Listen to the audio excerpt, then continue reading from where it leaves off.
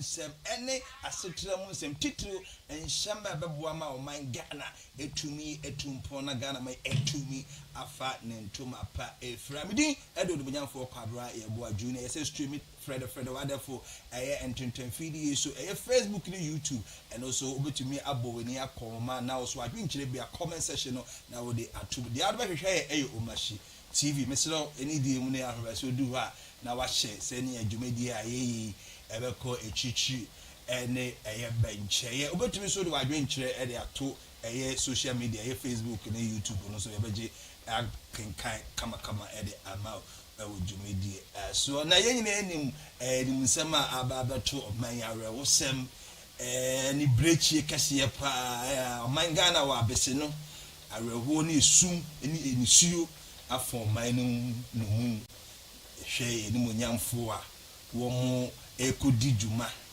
de abo oman no na afi o makohia o makwanhie wu ya na nde no ye behwe ho asemaka na yape ehunpuma sibre because ensem bi say na wan hwe ni yi na wan ka ni yi na kwa ye bibi na wo hwe akrofom play crash and then ensem ya beka no niema miensa akrofom play crash galamsey any politics galamsey na ye de ya amanyosem no ade ebebo o man no na ebe den kwa ni etumi ape ehunpuma sibre na no yaman peni ko asante mantem SLS John Dramani Mahama o se Accra to Kumasi Quantempo no obaba be ye no carriage o se obetrem na say Accra to Kumasi Quantempo no oman peni chese obe ne expressway ha no be 3 ha no so be 2 na ya hwe MPP force wa omo ka say Accra Kumasi Quantempo no mo ye ne the dual route no eboa na ye Quantempo nsem no kura so etesen because yen kombra nyina no Quantempo ye na dodo na eyusu enye obi na wosika obetubi da fa ewemhyen afa so abandoned project na aban bi ba na o hyahye na aban bi beto aso na wagya ato ho no eno so no ebo man no emo man ni nya enkankro we ni ensem titiriwa na de yade yamanyofo no ebesi nkonua na yadosodoso ni ahwe no senia ebetumi aboa oman no na oman no tumi akọ nkan na before say yebekọ the political segment no na no memenda ahyiama bonten so ne ahyiama abatwa mpeswa eso school ba ko ewo ha Islamic school sa bilu fala Islamic school omudi imfie eduonum 50 years na school no sabi school na production fa school no ento screen is eso na ohwe nipa titiri ni pen bonyafo a wo modi omonyam bete kira na to me say bibi ekoyi ahyiama hene ni anajo ebaaye de ni monyam ebete kire dagomba boy Alhaji Rahim eso ebaaye enti school for no na hu omo na ahyiama musihini eso ewo ho na Sariki the chief of the Zongo community also ewo je se ohwe nipa ebaaye na eso ni na krabehwe na butaya omodi the 50th anniversary celebration no say wo mo be raise fan na omo school dan no I say ehia say omo building no ultra modelly omo man some touch na utumi say classy na utumi say school no utumi ngina ne na so peme no eno so ka ho bi ene ma omo say sa 50th celebration no na nipa ba ye ni nyina so eboaye senia jubedi ni nyina betumi akọ enkan na ye kra behwe because o hwe school na ateti nipa bebre wa hyiama nipa bebre sa yenwa no muslimi fo ni bebre afasa school we mu edinfie eduonum 50 years na ye besle maboafo so say so ye muslimi ni muslimi ni wenye makalanta nkwa no mo kira de wo mo ye secular education wo ntenye say ye cho Arabic omo any subject bia ye che wo school a obabi ko no omo so e kira wo ho enti no we de ye nyina ye no communal labor wonsum ni nipa na yemwa ma school no ntumi nja na so twetwe school ni so a TV ni so a school for no bi na ho ho ewo ho na Imam Abdul Majid Eastern Command and 1 Infantry Battalion Michel Camp Imam ewo ho Emma school na bakosem kakra na the other 2 gen ebidi. All dignitaries here and all the protocols here observed, ladies and gentlemen, as we celebrate the 50 years or 50th anniversary of Sabil al-Falah, we look back at the journey that transformed a small institution into a beacon of education and community pride. 50 years ago, in 1975, a visionary educationist, Malam Yusha Muhammad Sakali, and a group of believing men, Al-Haji Rufai, Al-Haji Al-Hassan, Al-Haji Isa, also known as Don't Forget, Yahya Ishaq, Al-Haji Umar, Al-Haji Bawa, also known as Say Malam. May Allah be pleased with their souls. And Malam Umar, who is still alive, they laid the foundation of this great institution. It is the first Arabic and English institution in Great Ashaiman. It began modestly with 3 classes and 5 teachers, 3 of whom were Arabic teachers and 2 of whom were English teachers. They began a journey built on dedication, dream, and desire to educate the ordinary Zongo child. In 1985, however, Malam Yusha left Ghana to study Sharia, that is Islamic law, in the great Al-Azhar University, that is my alma mater. He left the institution with his trusted student, Malam Labaran Yusuf Bari. The chairman for occasion, Abdul Majid,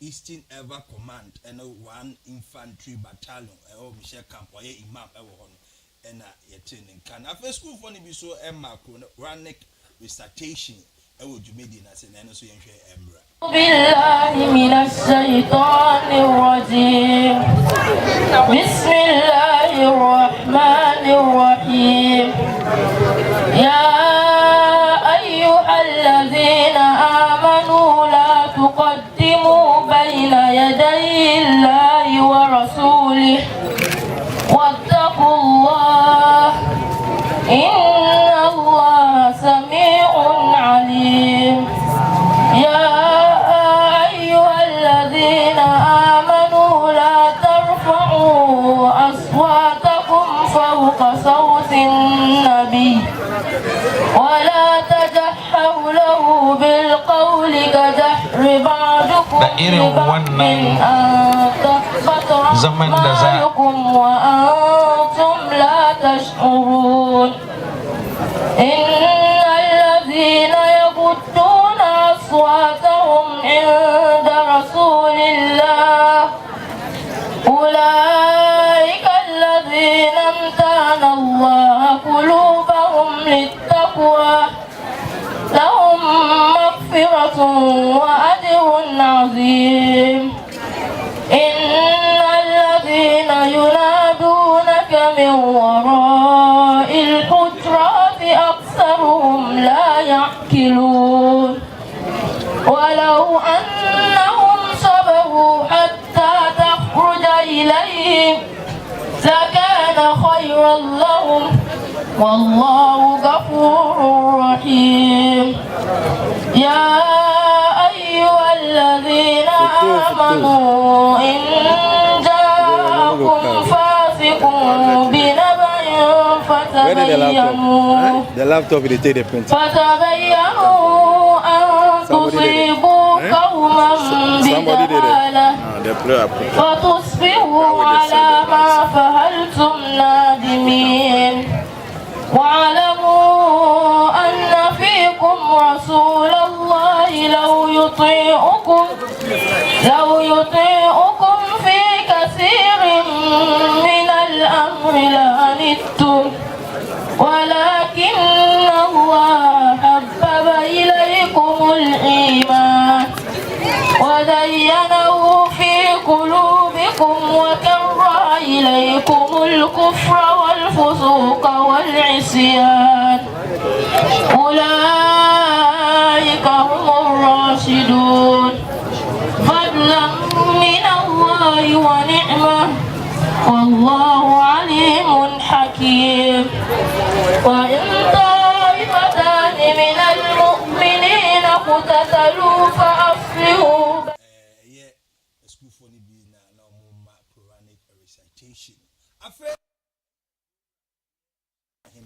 ana ajo eso eba dwumedie na se edi nanimu nya beta dwumedie na se na pledge ne support se obeboa ma school dan na omusi no ono so kakra bi obetumi edi aboa momotumi de si no obeboa na afi asemba ko saka ba ne se o se ni se ne se u celebrate no na eno kre o mai obi sisi akwabra ya boa ne mashamba ya boa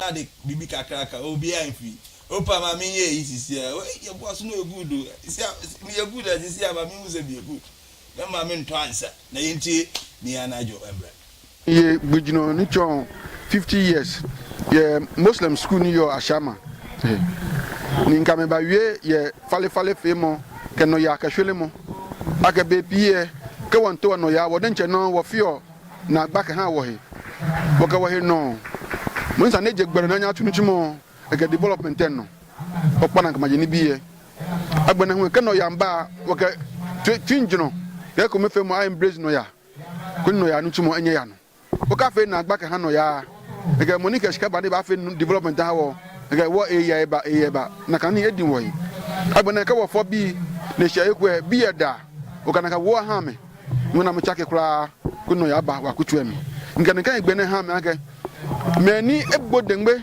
yo jakuma ngana ka wakuto mi fen ato ogbini a celebrate ame ato ogbudino ko ha me ni bi ni ba won kase akeko boy wo modern abaka ibuda no bagbo je o bagbo nu gbe sami abafo ka fo gbi ko na gbe na alebo don outside world.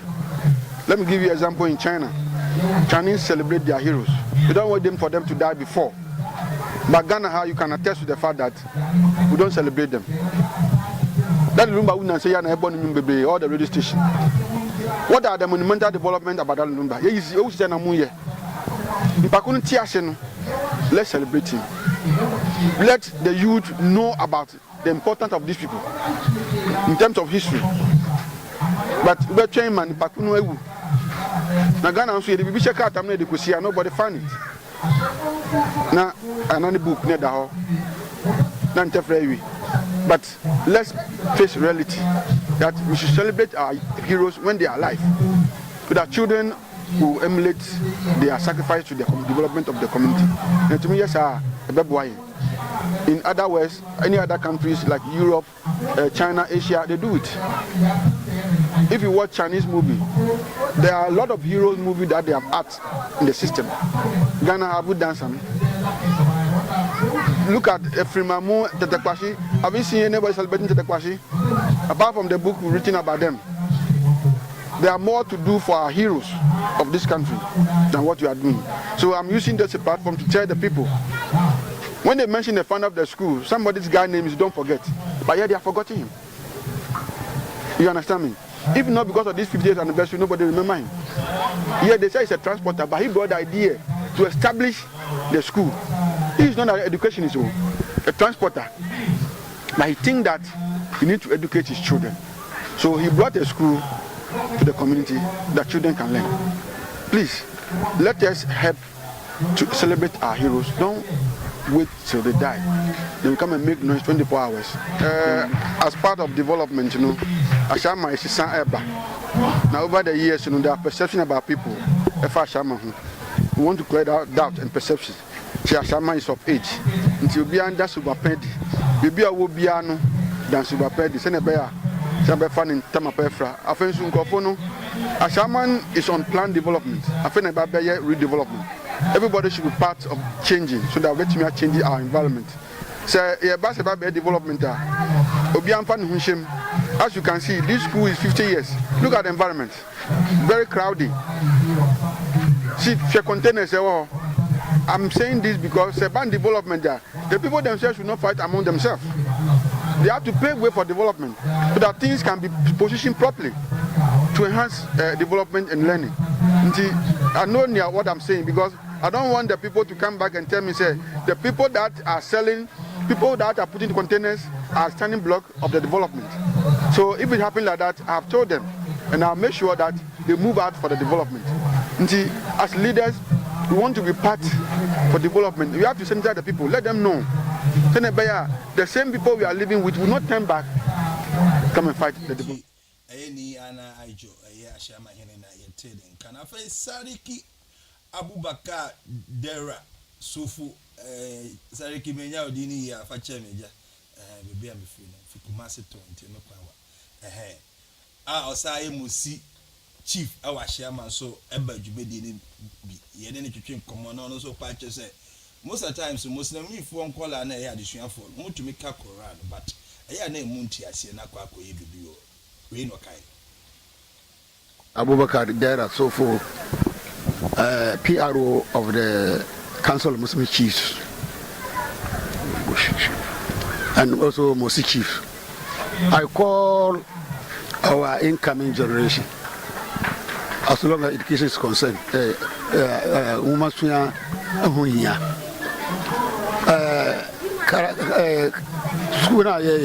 education is very, very important. We are teaching our children without knowing the meaning. All of them can read Quran very well. If you ask them to give you a meaning, they cannot explain, which is very, very bad. We are calling for development. We are calling for maturity. We are calling for humanity. I call all the Muslims in Ghana, worldwide, to let us change our attitude towards to the education of Islam. Islam is one of the important religions. Allah subhanahu wa ta'ala said in the Holy Quran, Inna Dina in the land Islam, the most important religion that I believe is Islam. If so, then why should our children can read Holy Quran without knowing the meaning? So I therefore call the teachers, even gradually, from Fatiha, Kula Uzu, Kulu Allahu, let them understand the meaning. It will help a lot.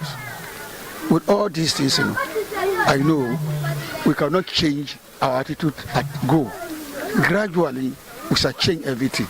And I know, inshallah, by the name of Almighty Allah, His Excellency, the President of the Republic of Ghana, John Alhaji Dramani Mahama, he promised in his manifesto that as long as education is concerned, he's going to build training college of education in Islam.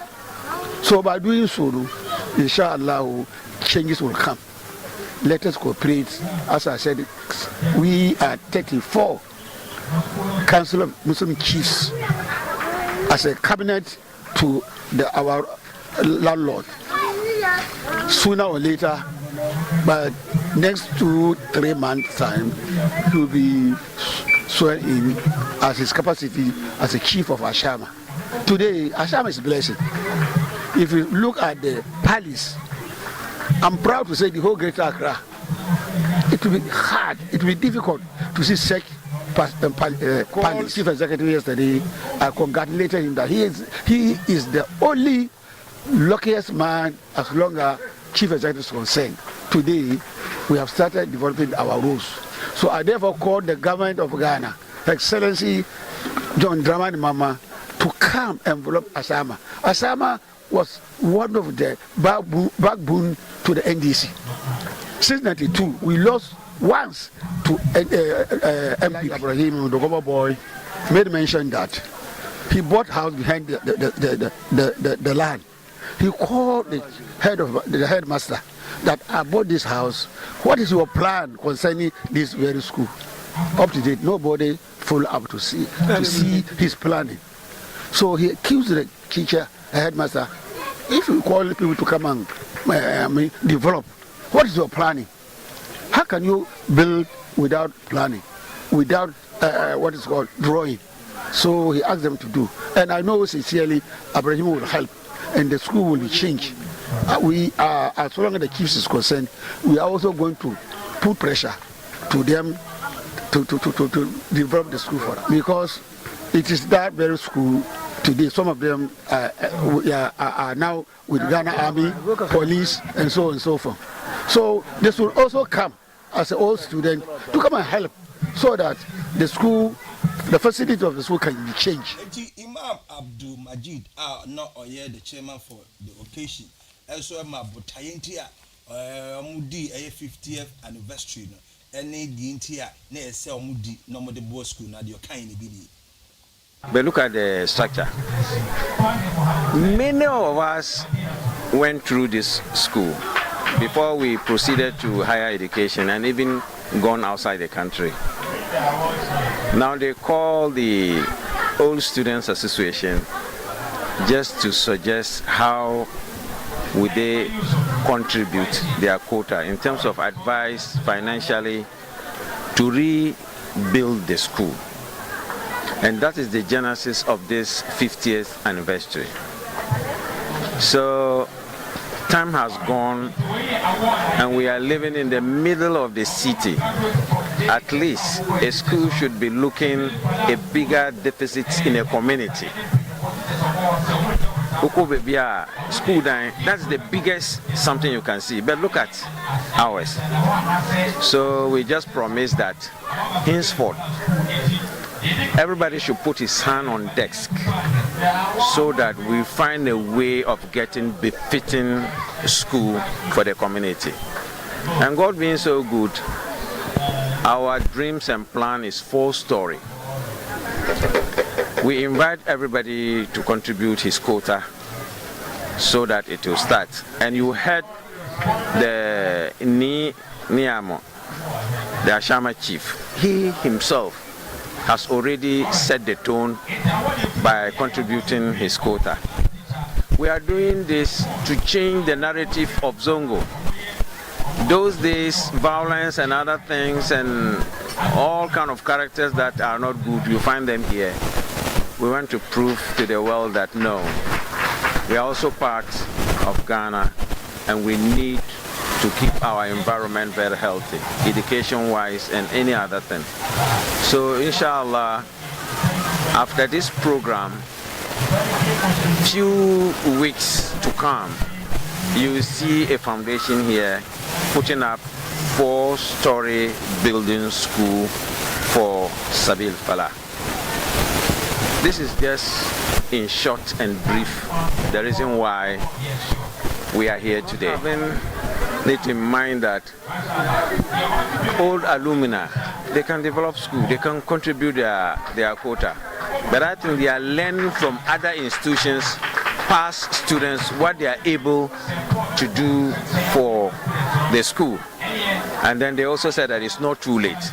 We will invite whoever had attended this school just to give his quota. So this is just the beginning, and response is showing that yes, we shall succeed. They did their best, they could not finish all their plans. Then others came and built on. So when we are giving credit, we shouldn't be looking to those who are on. Imam Abdul Majid, the chairman of the occasion. Can I say, all students, one also a chairman, so and and common order in Nasiamu Primacy do the ma, one more a 50th anniversary, a course, so not your kind of being. Ahi wa barakatu. Say ada ubisa ya fa program na no. Me expectation e wo program no mu. In fact, akwa high. Ade say omo ye bia no, omo aye. Nkwala no aye ade. ɛna amanfoɔ so ɔmobaeɛ no so obi nso akyerɛ ɔdɔ ade ama yɛ school yɛwɔ abotaeɛ pa ɛbɛsɛ yɛmfa yɛn na problem no sɛ document asɛm na yɛ problem ayɛ so until ɔmo bɛwie document no yɛntumi nya hwee ɛwɔ asase no so ɛnti na ma ohun sɛ ɛte saa Old Student Association platform because of this friend is saying social media nti yɛn nyinaa yɛka bom although yɛayɛ nneɛma bebree ade ama school no yɛatumi adonate nkunja ade ama school no ɛndɛ koraa a yɛgyina ha koraa no yɛdonate sika ade ma school no so yɛyɛ ready sɛ anytime bi ade bi a yɛsɛ mfam boa bia no yɛde bɛboa na yɛbɔ mpa yɛ sɛ document na yɛbɛyɛ ready a yɛbɛnya approval sɛ yɛn si bibi wɔ school no mu a Old Student no yɛayɛ ready sɛ yɛbɛboa Old Student anasɛ mpanyinfoɔ a wɔaba ha nyinaa yɛda obiara ase ɛna yɛsan ɛfisrɛ sɛ yɛ school no ɛnkɔ soro ɛnkyɛn se na obi a ɔde n'ahoboa bɛba bia no Nyankopɔn nhyira ɔno nti yɛ Old Student Sabili Fala school yɛda obiara ase. The chairman for the Old Student Association, the school no na training. Can I say man so muso ye Old student no into any member and kasana and man so enkasa any money be so ekasai almost more appealing for financial support say ankran kran will be out in same movie be an mbom no mun to me see school die no emma wo school no mun to me nya addition mun sema edi nika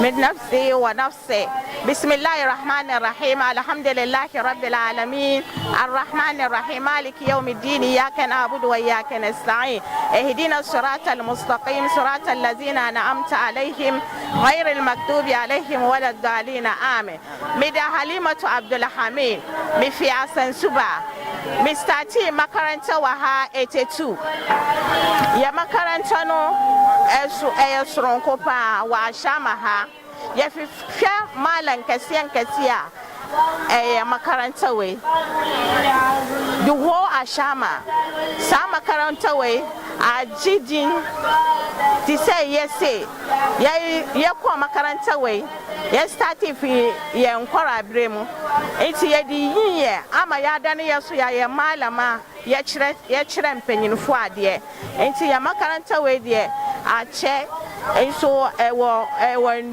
niyam ko ya keche wade niyam wa makaranta we but si say ye hwehwe mboa ye beboa ye makaranta we a ebe kosoro efi say anya malam ene malama ewo makaranta we pa the whole ashama say hwehwe malama ne malama makaranta we enti mboa na ye hwehwe ma ya peje ye makaranta no eno so aba ebia hu ma ye makaranta no a ye hu say ya ye bibi kwa makaranta no ensuo na etumi ha ye wa ha pa ensuo to a etumi yiri na ye wa makaranta no mo ebra say ye benyon to government o sa assembly ma na say MPO nka ye pe efi say bebia teachers fu be tenampo ti say office mpo mu ni bi bebia nkwada no kura betena na ye hu say oh nkwada akọ school o mbanya bibi partner de eni ho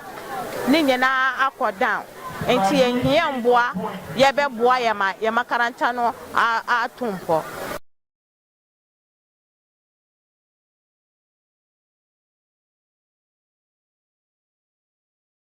eti man omuso ye Old student na yeti omunkan afi honorable Abdul Aziz Suleiman oye the chairman for the planning committee edema Old student na ni occasion na 50th anniversary no mudi no so edo bi ase na osaka December ko o se achiama MPP for this time around besaba so be pray for Nasara organizer inti no ba munkain na muntuman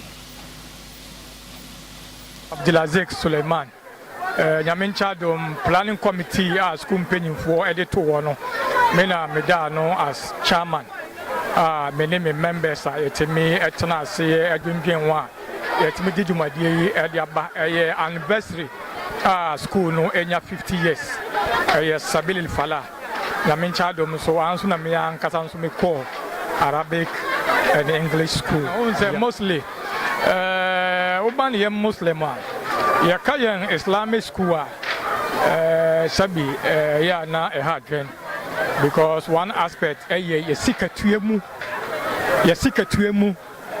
ye mpese ye betua sika e wo se ye tua but ye de mbofra no e call other schools wa ye tim etua but e ba no into Islamic school wa ye sikatua no e ye den obetimi anya dodo na entua e na fees a omo je no e wo fom e wo low no betimi aka say no e ye one of a year etimi e higher ube hunze in terms of infrastructure no e ya dia e hard but I believe say jumadia ende etimi aye awofo aba old student aba no I believe say with community support no inshallah in the next coming years no oba ube hunze mpumtuo aba ewo infrastructure ye ba be uno in the form of 4-story building nyame ya domwa why in 4-story building and only idea for now yes him but the chairman closing remarks no or kabibi say even when you Muslim ni krampo na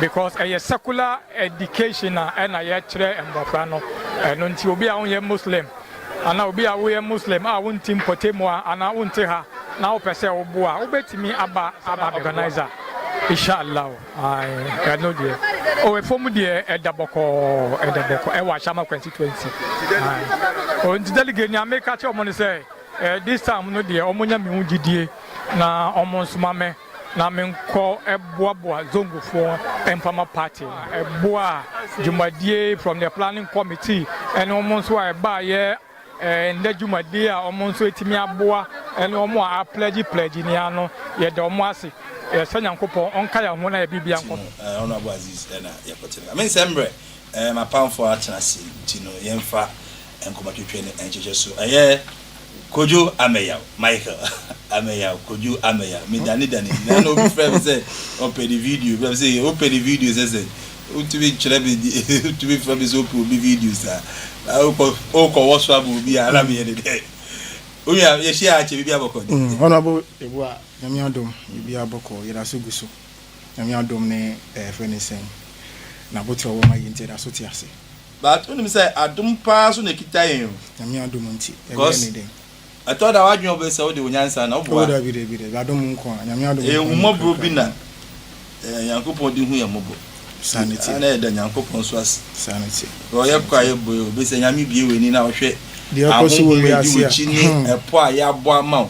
Asem onko bi nyanka in the next 1 minute and 2.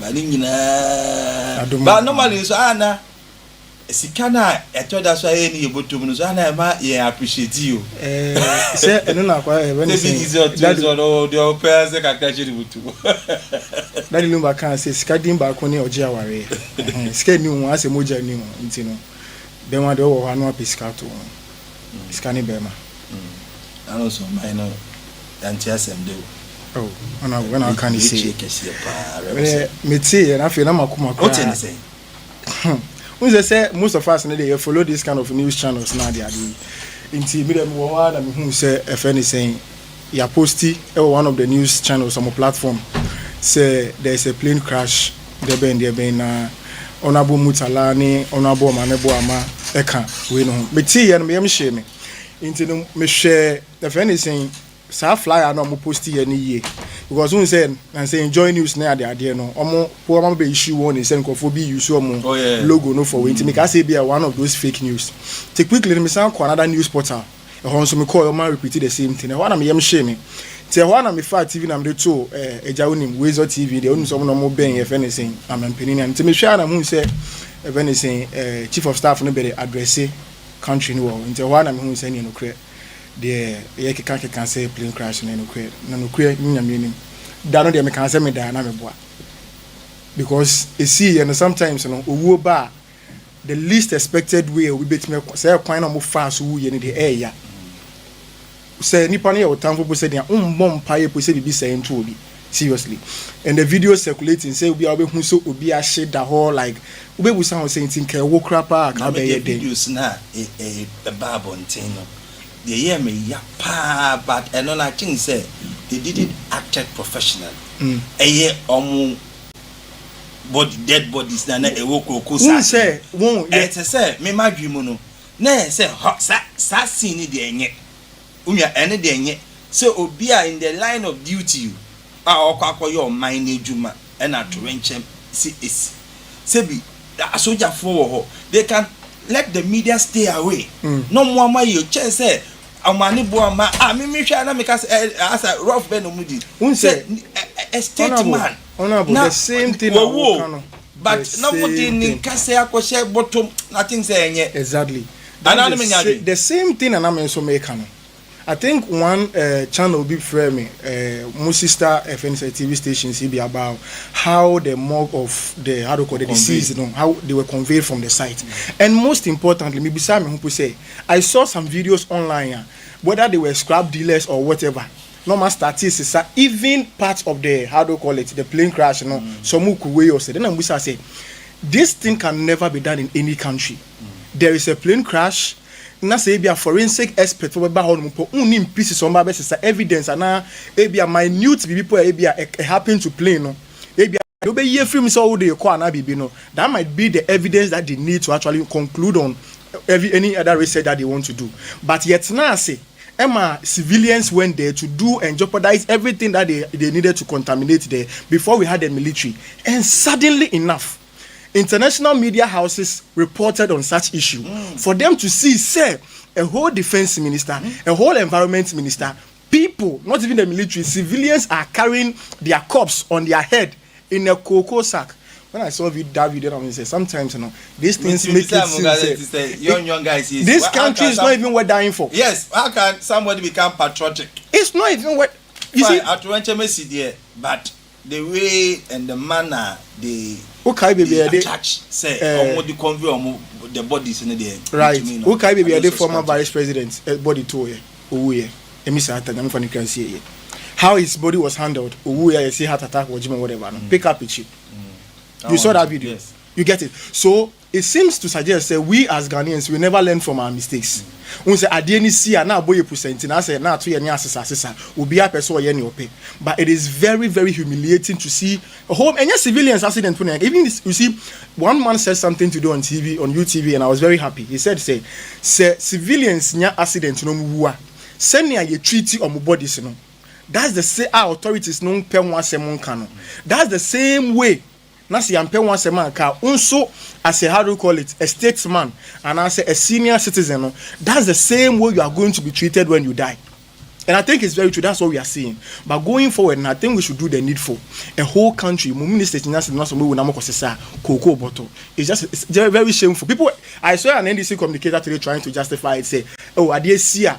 I say, untimin doing. I say, now, I'm saying, even saying this is very shameful to you. To be part of a sitting government and be talking loosely like they say, asemsi, you'll be a I said that was the only convenient way to convey the mug of sitting ministers, statesmen in a cocoa sack. How? All right, Chief.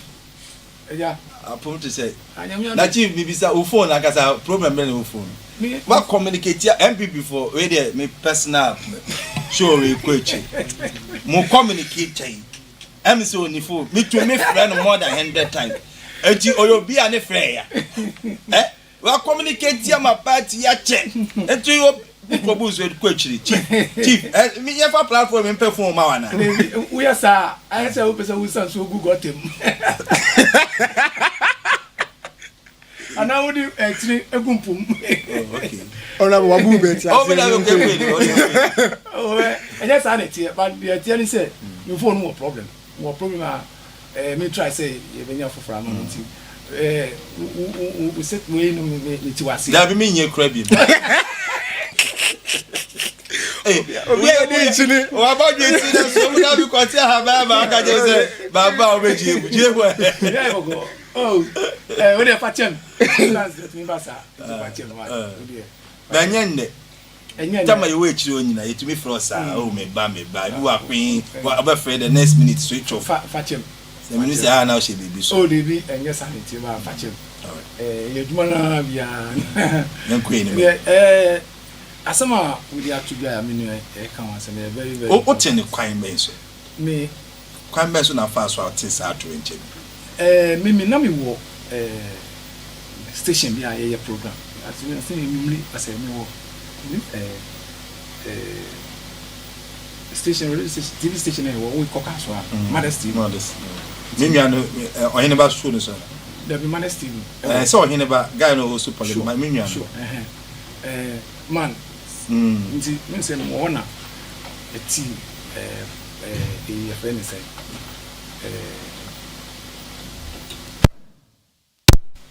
But the only say, me not if he said, now one of the sir, I count as misinformation, disinformation. And see, and a man for friend, catch him say. Asama esim nti no ma nipa na amene na yesu no ye ndisi no na ono so share the phone so ana ohun sa pictures no sa brim na enya circulating question a chief of staff in the presidency and public two ja okay but ohun pictures no senior idea no senior city and e mo me hu ye it's like program no pra an koyi amaye senior say program senior idea no yenya ana we do buy it na e ha dun pa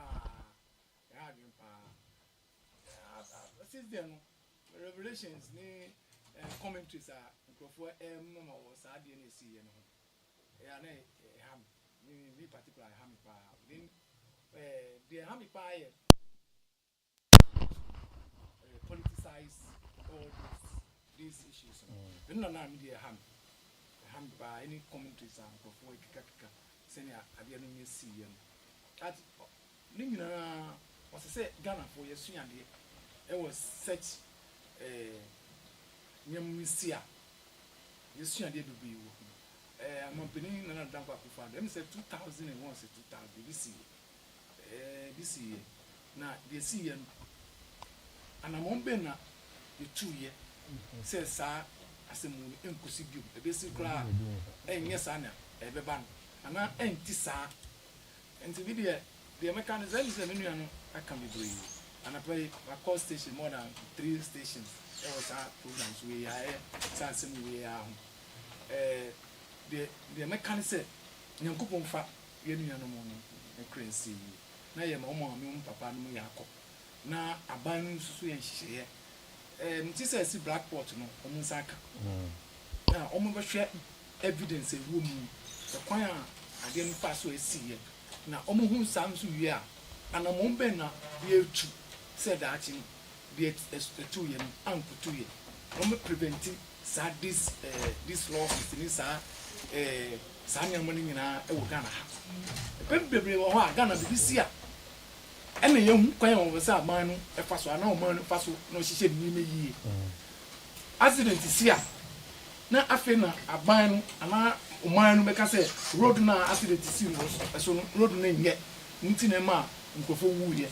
So be quack or Yenny Juma in the land of duty, Nanny Panua. I feel near a shay, near can say, oh, and a more by you too, or quack or Juma, and a to yentem a sea here, into Yen say, at the end of the day. Yebe boom sa yenya sie microphone wi pasa nti bi didi se menua enilante vanapol nso aka se sa asem wi yemfa sa asem wi so na yemfa yere yemfa clear galamse fo ni ngina because yemma penin kwasa ono so aka ono aka ena other ministers ni bebe aka but die ba ye no obi be ka se within the politics intina ade no to see sa na because over Kaya 20 I think 2024 2022 2023 and Abanika said helicopters in your presidential president ascending now according to non-purchases Z9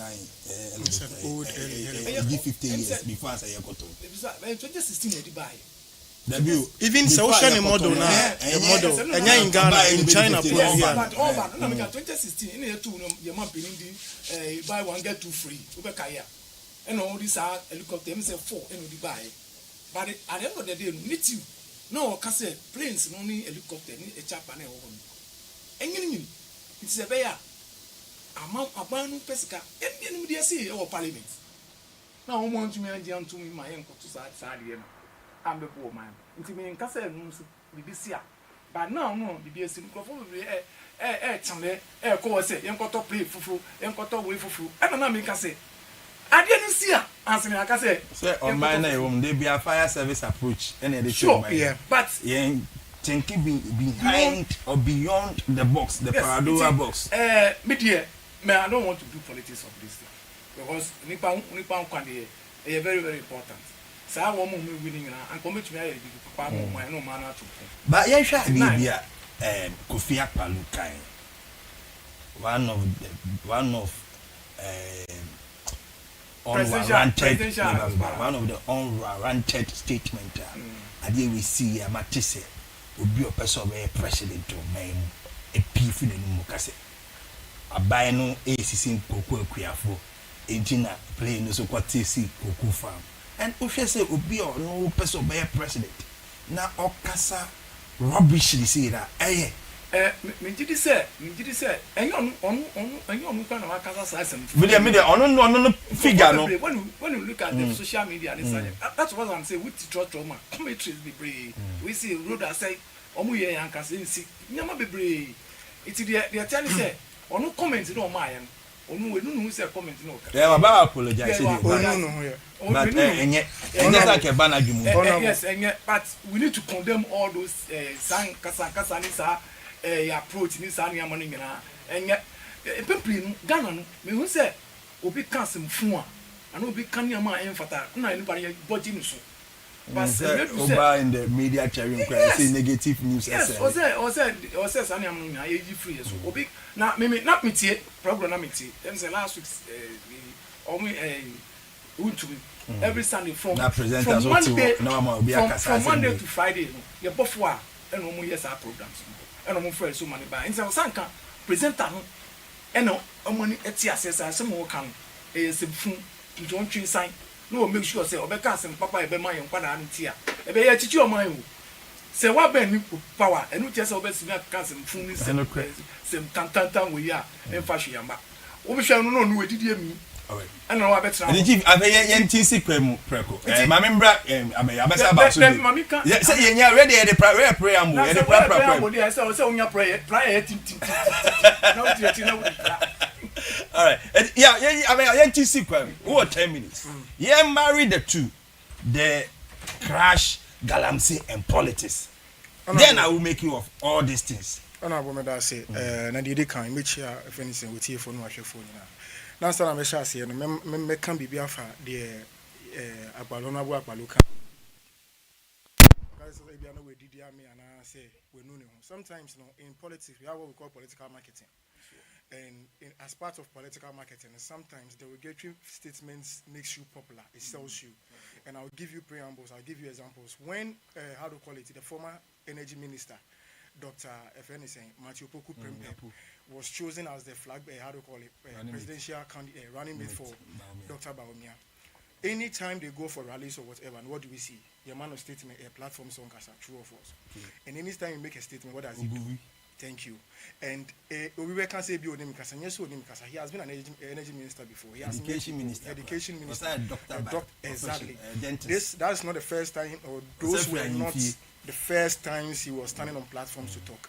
But sometimes, as a political marketer, sometimes you tell you say, thrive on a negativity to sell. Later, you make the reparations and then be better. So anytime we bring an opportunity, so they can be built from, and then you get people talking. Then people will start asking, why the cancer? I say, anti Mahama ni Lumutu ni so Sheda no kai. And then I make candidate regional say I mean the Lumutu me the lamti.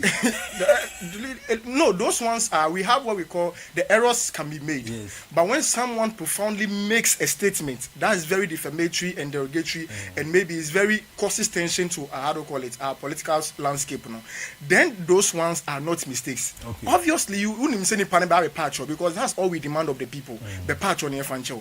Anytime that prayer preamble, they say, Yensho Onupo running mates, no, the statement that he made, and later came to apologize and even justify for it. And I won't say political communicators, but economic CSC, I won't say, I don't know meaning. In the long run, didn't he become popular? Because Obi was who is Napo. That was what they wanted to do. And lose talk back, more Kuman, exactly, you get it. That was to make people ask about who he is. Because I felt like he's not really known in the political landscape when it comes to popularity as being a running mate. So those were the things that he was going to make. And then according to the apology, Mr. Palunya, I'm telling you, it's just a formality. Oh, come on. Apology is just a formality. Sometimes when a genuine apology is meted out, you know. But when you can't say you said the only thing the public would demand from you is an apology, true or false. And secondly, why he did that was to just get a political score. At the elections, he has no how do you call it? I won't say validity, but no prominence in the political scene again. So how thank you very much. Thank you very much. So he has no prominence in the political landscape again until a next election of exam files or they will compete. So let me say something to put myself out there. And that's what he did. And here we are discussing him, true or false. One can say, no, be canon one. Was Akpalu even existing? Exactly. So those ones, let's settle it.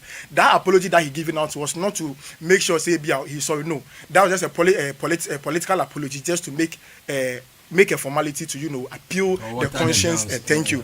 And now let's move on to the issue of that accident here happened here. Honorable Medical Catcher was how I heard about the incident. It was very tragic, and regardless of say I don't belong to any of the MPP or NDC, but these two people in question, I'll tell you, whenever they sit when I make answer, we are the floating voters. I vote based on ideas. Say they tell me vote on my MPP. When your ideas make sense to me, I'll vote for you. My bet now. Thank you. Well, and now I can give you facts and figures just opposing why I am opposing most of the things that the NDC is doing now. But formally, when I was talking you, it will seem say I'm NDC mean. That's how the politics looks. But then let's try to understand, say, regardless of whether you are for party A or party B, when something is going on, speak it out. Now let's go to Honorable Mutala and Honorable Omanebuama. These are young gentlemen, when they are, especially Honorable Mutala or Kasauti, this is one gentleman who had his constituency at heart. Anytime Okasabia with respect his constituency, now say he really knows what he's talking about, and he really loves the people that he's serving. And I'm not saying this because he's no more alive and because he can't afford the person. Anybody who wants some money. What I say, that is not the issue. But him in question is a very fine gentleman by all standards when it comes to parliamentary representation. That is why he was able to run as an MP for another constituency. So you get the political landscape. You say, they like him because he's truly a leader. And for him to die under such circumstance is very bad. And it was very sad for me. Now, secondly, Honorable Omanebuama, Dr. Omanebuama, look at that man. A very young, promising gentleman. And I'm telling you, when I'm saying promising, I can tell you for a fact, say, if not for this tragic incident, that man would have gone far in our politics. I am telling you this. And so started student politics. And Tescons and all the rest. You know, say you cross carpet to the NDC. Yeah. You get it. So this is someone who has a very good or a bright future in the political landscape. Say, me as I'm sitting here, I even presume one day it will even befit him to be a presidential candidate. Because one time, out class of the contesting Mahama. Really a communication. You get it, because he has all the tenacity and the appealing and some way somehow to where he's hailing from in the eastern region. It's has a very good backing to supporting in that. So for such a man to die under such circumstances for me was very tragic, and I think it is something that we all as Ghanaians to come together and mourn them respectfully. All quote unquote unnecessary statements I hear about when they say and the thing is that death was painful and it's painful, and then I think every procedure or measures that the president has taken to mourn them it is in the right direction, and I think we all Ghanaians can come together and support the bereaved family, and let's do away with the policies that we are doing. Now let's go into the Galamsey issue. Honorable Messiah, I want us to look from time immemorial when we as Ghanaians started launching initiatives, launching task force, launching events just to tackle Galamsey and also illegal mining. Your program we are launching of a responsible cooperative mining skill development. Yo, honorable me that say what kind of oh, honorable they may ba. Thank you. And I can say, you see, sometimes it's very sad as Ghanaians, say, because of our high insensitivity when it comes to politics, we always like to do things just to score political points. And then when it comes to this issue of Galamsey, nobody will say, how many times, how many policies, how many events, how many task force, and now they're being needy just to curb or kill the Galamsey menace. Do you know when the year Galamsey became very, very prominent in Ghana? 2013, Who was president then in 2013? No, Mahama. Yeah. It was in the mid 2013s na Galamsey Bay have an issue, and our president Nagasa Baut can say because of how it is coming, it has now become a national agenda, national issue. We have to tackle it. And then you see, I will tell you the first thing when he's saying, or the bar out, or the President Mama established the interministerial task force, flashed them out. That was in May, July 2013. That was the aim. They said, okay, Galamsey now Air Course, we are going to flush them out of the system. That was the first initiative that came out. People have one question. They say, so if that one was in session, what happened? At the end of the Mahama 1.0, at the end of it, what was the assessment base? What was the gains that was made? Are you getting what I'm saying? But then nothing, and also take or die. Now, secondly, my main sign, more beam. Then in 2017, from 2013, we say at least, that was there till Mama left office. In 2017 again, Yelanchi, Operation Vanguard, who was in office in 20.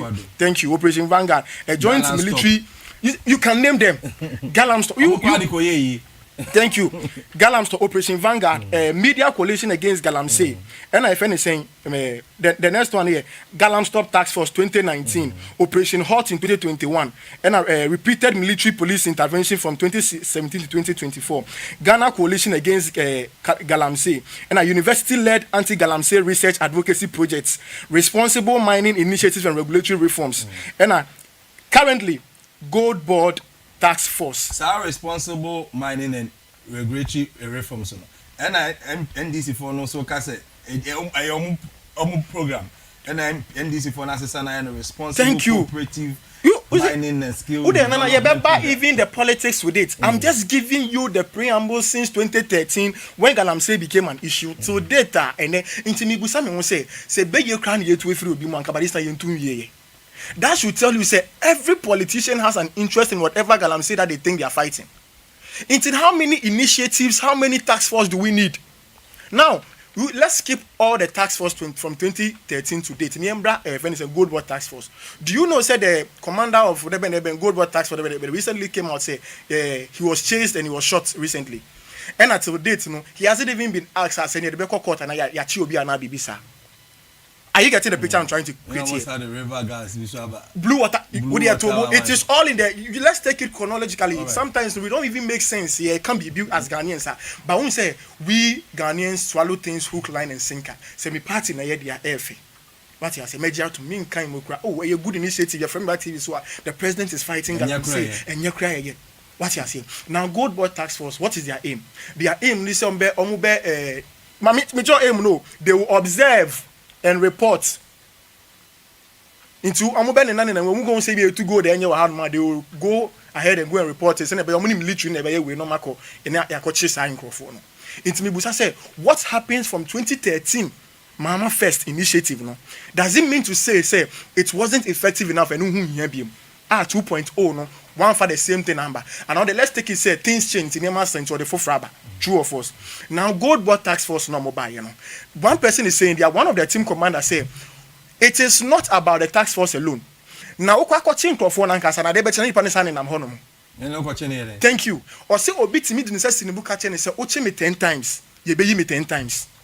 And that was when the hunting started. And I'm telling you this, the person was saying it on live TV, UTV today.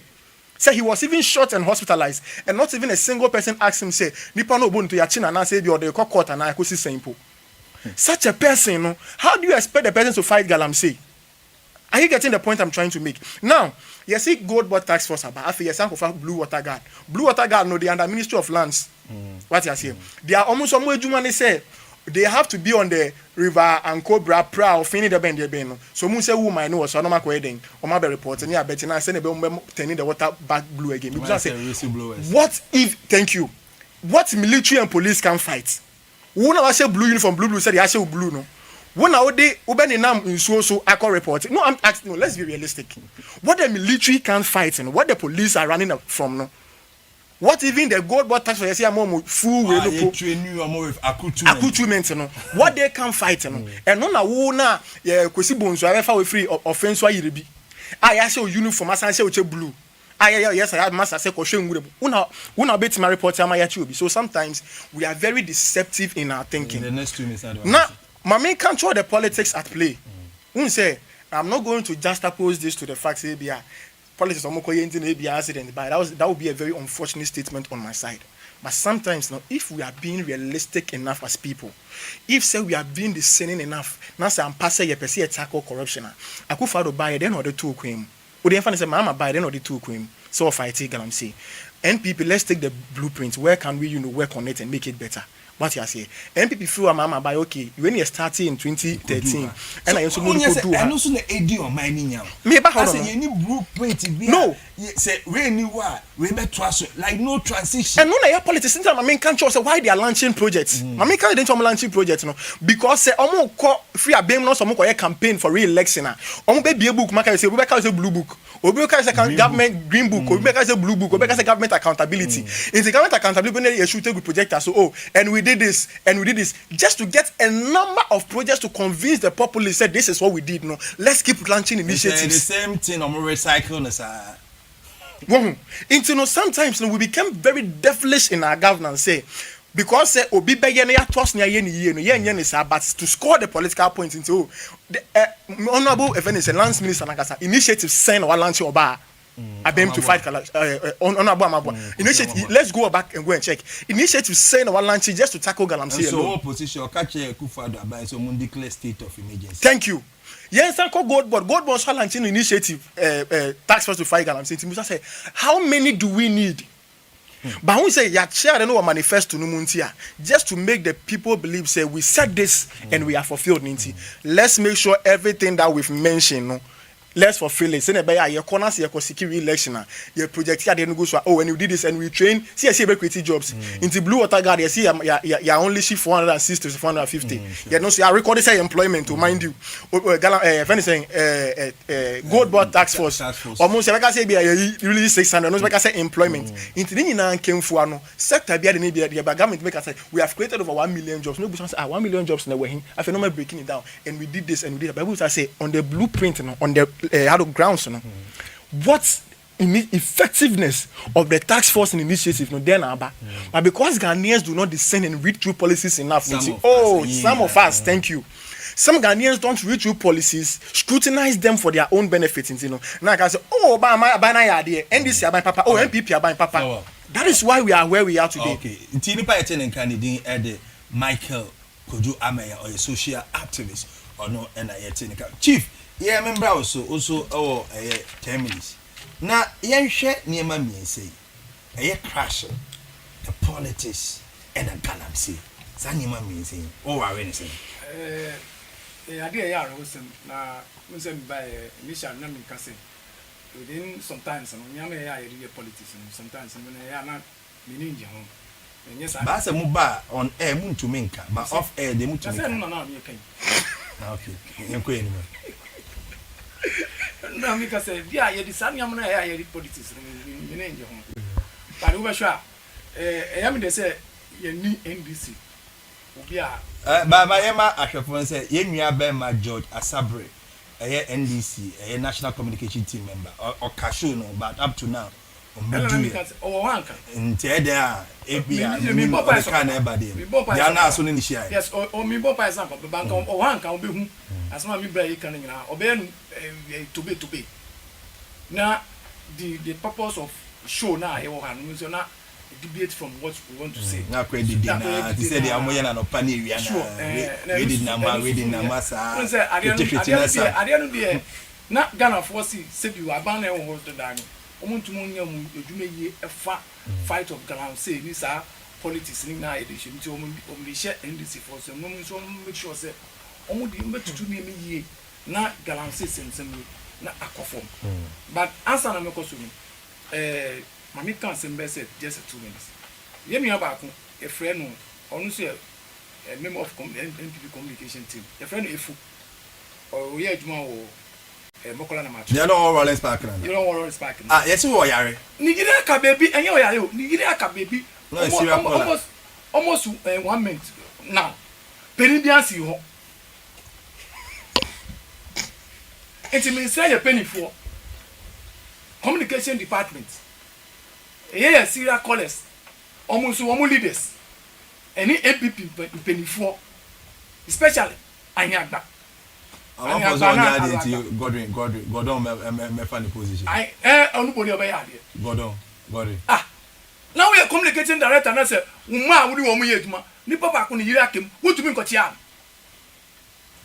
ya in pato say won say MPP for anaga na for MPP party na sama wenum sa na nwan wenyi kan enye say to abeti MPP say omo show omo ani yo anu mu yade o because when it come to strategies MPP are strategies say aban bia when it come to fan so called rural areas and regions MPP are say any other government. When it comes to ambulance, MPP are providing ambulance and any other government. When it comes to school down here, SCC, MPP more school down here, SCC for any other government in this fourth republic. When it comes to Juma, senior man, MPP have done that more than any other government in this country. The records and facts and figures are there. But they only say, me communicate am about time. Who can say me phone and say, who can, I don't know him says, I don't who can. Me phone and say, can say, on your not so baby among no so baby among. Because I don't know how to phone out here money now. And it is so big. That's only a bit fear. That's an idea of African. No MPP no as or communicators man MPP. No on MPP inform the sana. What did he say in ma? A dear on the mabe. Nipa school, on the castle, come school, one or the woman who here and I say, your papa party or party for no Mobray. It's on to me support to MPP party and on to be MPP party money. So whom penny for one gets hey, me papa dear said you. Paying for an yes, former vice president and I came in Yapo. No more get I can't be able to be a call. Nobody are putting money. Especially constituency from Beko Primacy. I can who do you campaign? No. Go share party for. Especially constituency executives, any regional executives. Musmada. It's mestre wo sebi. Omo yo omo yeme yie. Na MPP party no be attractive, no be akono. Na amafo nyina ho say party an udwe na se bi to wa. Amafo be hu wo. Mimi enu ewie no. Ganam say trade crash, any politics, You see, sometimes once I hear any pampa, especially Africans, the BI to me politics, and yet, and I say, you bet to me as a son. You bet to me as a son. Me will say a mum penny, I said, man, getting me support to idea, when you find your politics. It's a young person when you find your politics. Now, all over the years, and so. Ya jinsi sani amu we get me see I find your politics intermediate me bomb party for abaso especially Justin people kodia any MPP people and say sadie we find your politics sani amu say nkofo run commentary omu kan say me fata omu kobi and omu kebi the media the mechanic na say galanse sensem ya enam so ma like what they are saying. And you know, almost because of the line of duty, say, Juma. Because so many policies and programs, community, your friend is responsible community mining. But responsible community mining, any order. Responsible cooperative mining and skill development. But at the end, you say, your communities and work on and now cocoa galamsey areas and maybe to galamsey or pan says sebu to galamsey no wara any rakwanso and yes and it into abandon share a from send a bear on between rakwanso omo so ya ma license omo tun wo ma kwan so no obe make sure say ye be regret wo mu na ye di policies and programs go say na be omo tun wo ma kwan so na ama nsuanso na essay ye kwaye na essay no ye nyina aban no ye di abebam na aba fom kakra na ye be ye be tu anamo akoye nim na sa nyam ni na ebe ba fom anya sa neti apan bia no ti sa programs no nti se wo pese wo such a nim and wo pese wo different program no ba e dey na wo ye ipacho NDC ba ye aban ba ye o mo launch programs bebre without omo call the scene of the bia omo pese programs ni eduma no wo for example 24 hours omo launch program omo launch omo see your friend is Mama Care online here. Feed Ghana online here. But Feed Ghana in fan of online here. Online here, I say Alisa Hotel. The guitar. Yes, data can online here. Because who say policies to implementation is very key. Implementation is a me find say what to dokun. Would implementation in a reality. In a reality. In a program also district chief executives. Ni security agencies na ho no enforcement no implementation no. That's the key. And this also ministers every akra hakoho no mu kwa kopa ade no ntuma wa bra ade no ya pa ntuma dada na no say wo change ni awu betuna tra class betuna tra Alisa Hotel whatever bibia opesa wo tra bia class 4 course of class betuna tra wo ko parliament ni mo betuna ya sa nya no opesa wo ya nyina na wa implementing ama ade no abeye successful ama gani ni bia opesa okotu galam say e kwan yo be fa so obetu any initiative aban e dey agowa say bia nyina ya be di so that's what the matters. Chief yen hwe ade wi yen hwe crash Ghana forces no dey communicate by say the baby no mu hu baby ana play no abo itu ade tell am say until omu ni control room omo radar say before crash say tracker also sure utumi track say enam ha na enam ha enti na as on mind we is serious you see Ebanisa me no akabre Ebanisa na who deal with the issues now obi be ka say we politics because the issues are there say plane helicopter no 2 year ehin fa na omu ni omu din san wo so ehin fa na plane no helicopter no 2 year omu tin helicopter no can do. So there wasn't communication. How? So now abayin say enhwehwe mu me dey so omo calling for a commission of inquiry. Are you in support of? Oh yeah, me support wo. Ghana so there you mind remu and yet short commission. Ayawa so Westwago and go see but the tell say one man ya friend go for so omo dependent so omo be hwehwe mu one e be support wo. Anya your friend say military for ya anamiwa eno me hwehwe mu it obi aya ade a o diri say onye kobala onye kobala no akwaje ka crash yes nti hwehwe mu na ye ba be no be hu ye be wie no na ye masa be we see sika yes na ye say sika but the me can say emresu say o say say ade no ye jai mama ka be bi ntira last year 2025 election 2 months before the election na educhu eba obekai aya mudan ye ti ya school dan ni wo school dan no ya see was ate school dan is a contebe correct one story building emo one story building toilet wo inside you wi ankan ye be toilet inside omu jai e be see toilet e wo ho e na educhu e be bia no nse me kan wasem wa say the educhu me ye nse bi o that's it eno there because what the secretary wa ni juma they were constituency secretaries wa omo juma ni say obe una president afa commission so the reality on the ground is different no aswan crofo or the cast ni nyina or the president na ko masi wa ko bie toilet an no akobie school classroom six classroom block school no e bia na amafo ye bo sem ye sanya mo se ye jai e ka o mi na mo lusu ya e bia nka mo ye lusu ya o se mi ka se o pese mi ye politics mi pese mi ko enya pipi ko awo the fourth republic successful government in omo ye bi ɛno so ɛnyɛ nti ɛno so sɛ yɛma chief executives no ɔmo wɔ regions no chief executives no ɔmo wɔ ɛwɔ communities no regional ministers no ɛwɔ hɔ no ɔno ɔmo sɛ ɔmo di saa adwuma no ɛnyɛ fɛ sɛ dwuma mpanin John Dramani Mahama ɔbɛfa presidency ɛkɔ ade akɔ Kumasi ana Togo ana Ho ana whatever no akɔ bi toilet ano ɛmfata yɛn na yɛn fa initiative programs and policies implementation a ɛbɛ mo ɔman bɛ tumfo na ɔman akɔ anim na ɔman akɔ kan when it comes to nyama ɛbɛ bu ɔman no when it comes to governance in this country. Okay, but say yɛn ni yɛbɛ yɛ no.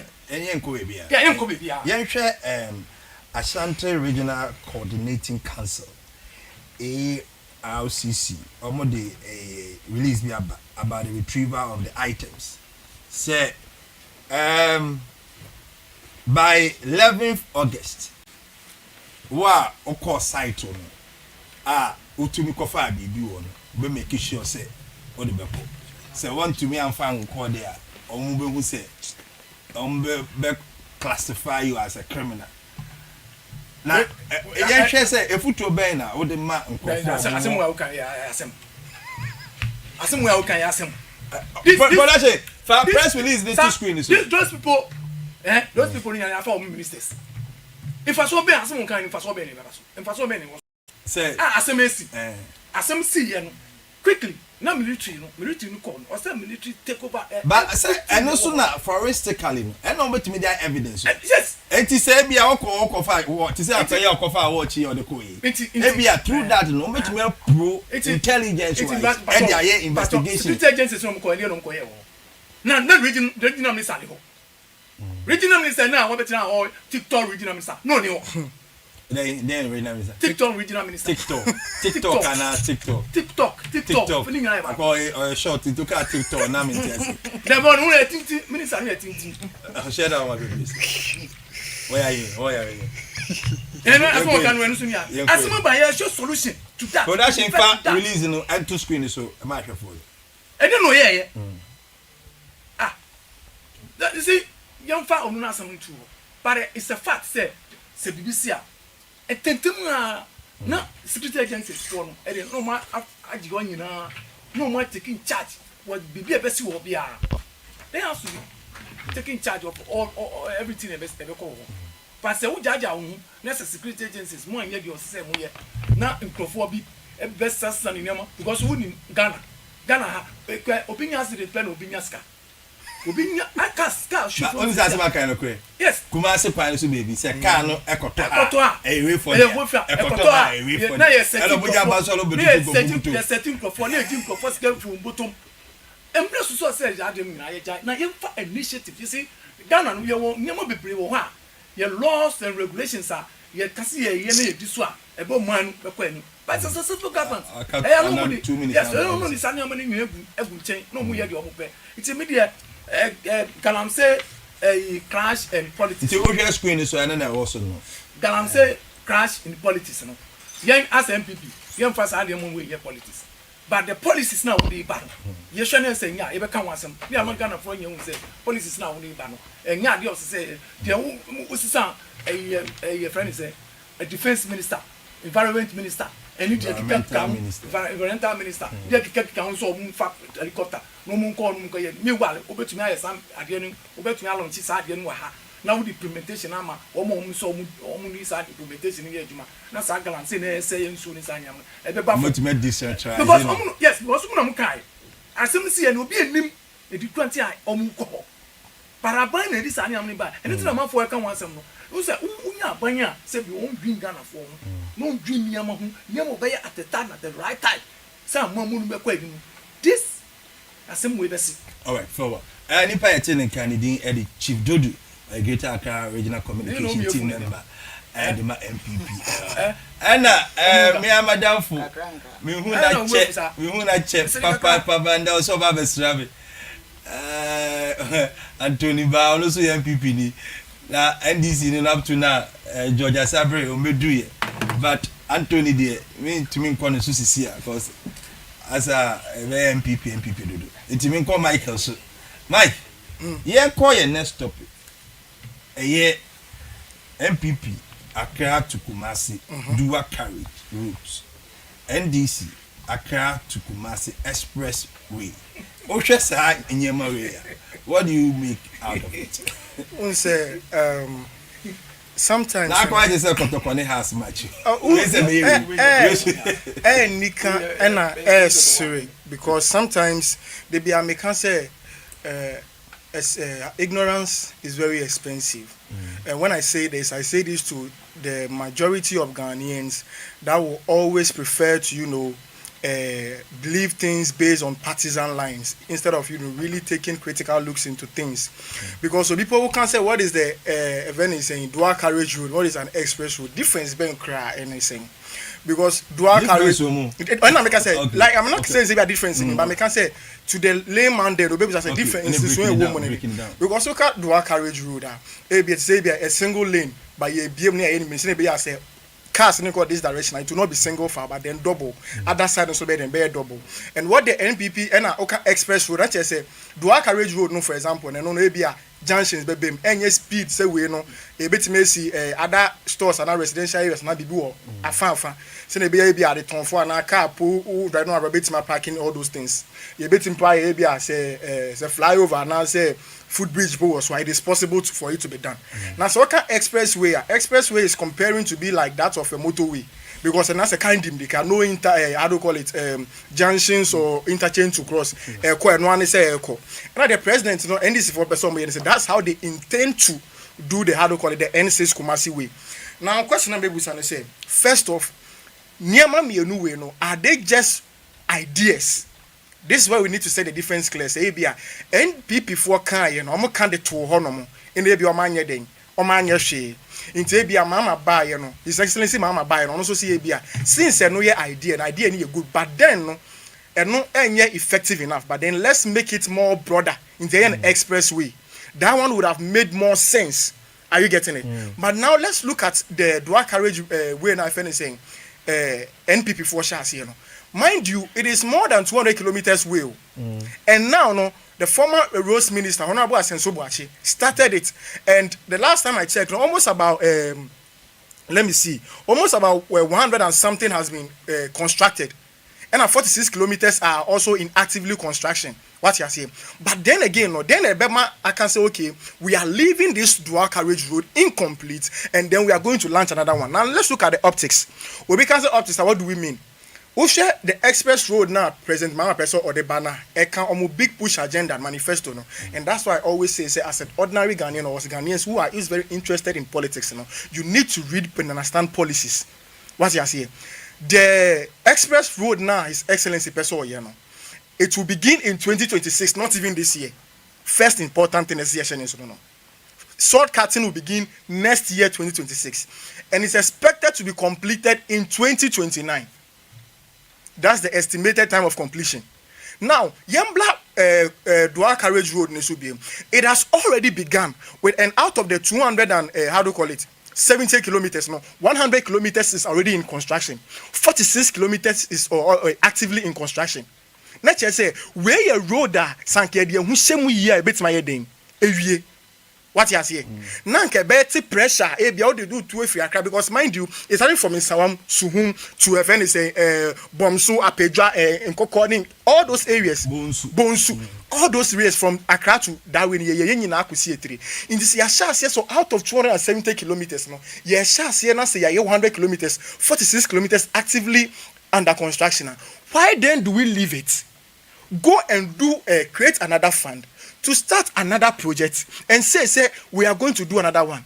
Now let's start to beg the question: are there no 10% in the area now? And I be inquiring the new administration in those are the things that you make it come into the mind of Ghanaians. Because your fan says dual carriage no pon am penia meaning say be a wash as be an eden ewe into the yen to asomani wie na se be kwan be pass be say bia say be kwan fufuro bi wo ho no e betime biemu on the broader sense for that express road na ye but rather we want to leave an ongoing project and go and start another one. No, let's make this make sense. What you here? But then again, what is happening?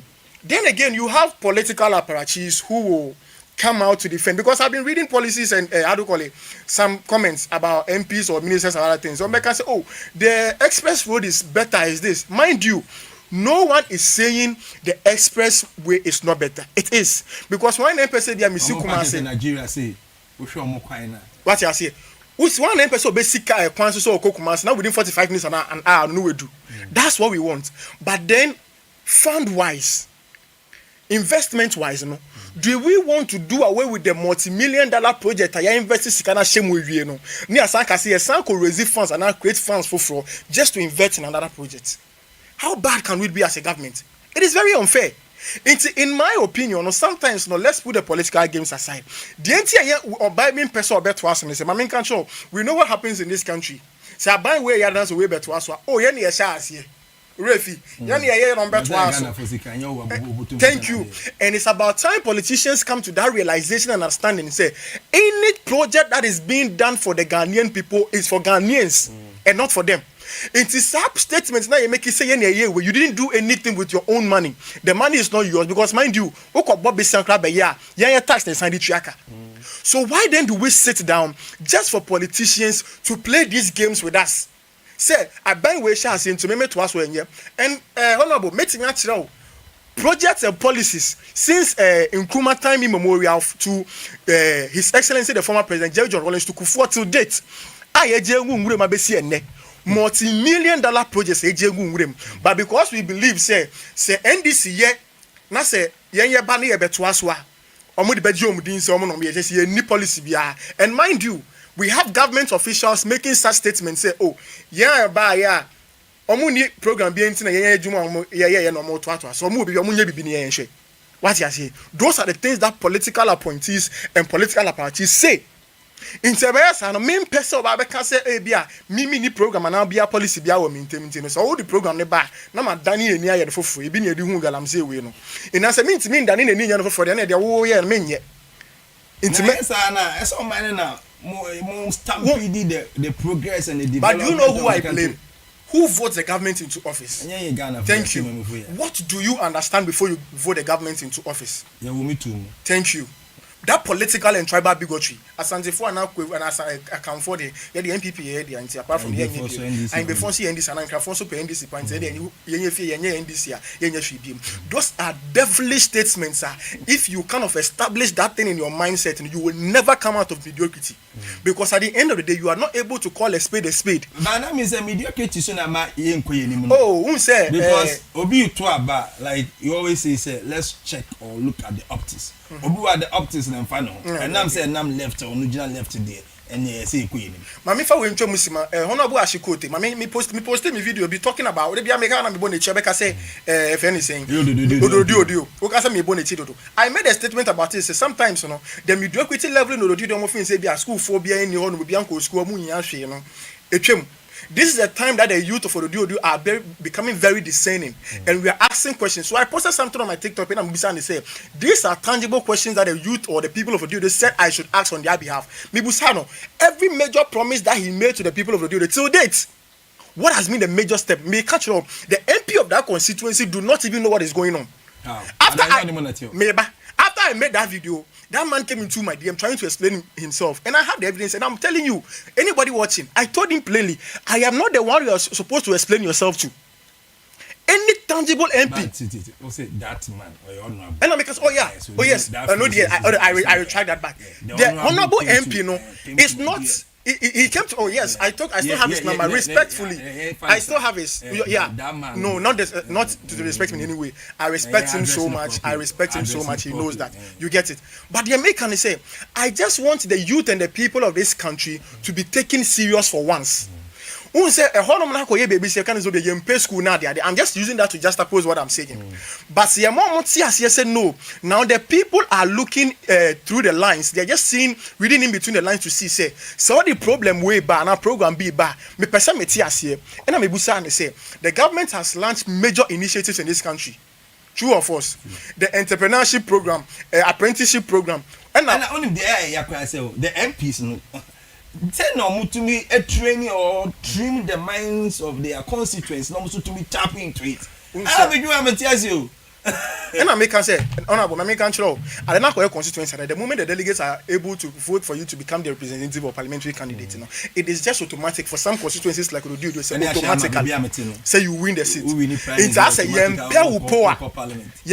as a parliamentary candidate. And so it's me winning party ticket now. Then automatically let's vote for you. And I say, man, I make say. The government, you know, launching major initiative, apprenticeship program, entrepreneurship program, 1 million coders program. You as an MP, no, you don't have any means to create jobs for the youth. What you say? Because you don't have the means to. But what do? You make sure that the youth or the people in your constituency do understand governmental policies, so that they can tap into it. True or false? Mibusa will say, Ebesinde, his Honorable Ashiko Ote should come out and say clearly. One policy programmer, he himself has taken the initiative to say, "Oh, meeting you to Busom say, what do you really need? How are you even going to tap into these resources?"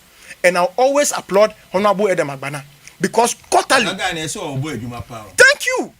Obi, because it's just the first time. Honorable Ashiko the first time to see an call. Palan can say, "Often won't compare Honorable Edem Agbana." Almost 6 months and 8 months one hour corner. On your first time MP, see sometimes you know there's a difference between political will and political ignorance. If you are ignorant and you don't want to do the thing, it becomes very clear. If you don't have the political will to, it becomes very clear. What you are here. And then bringing it back to the abandoning project. Sani Ododo has sat down for 12 years under the leadership of Honorable Nilante Van Napoy. See nothing.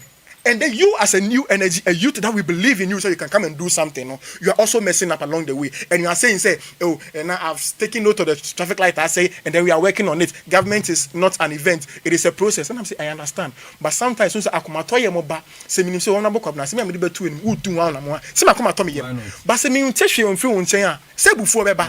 what you say? Son, no more your man will into the government to share. Oh, and Yamina me share you.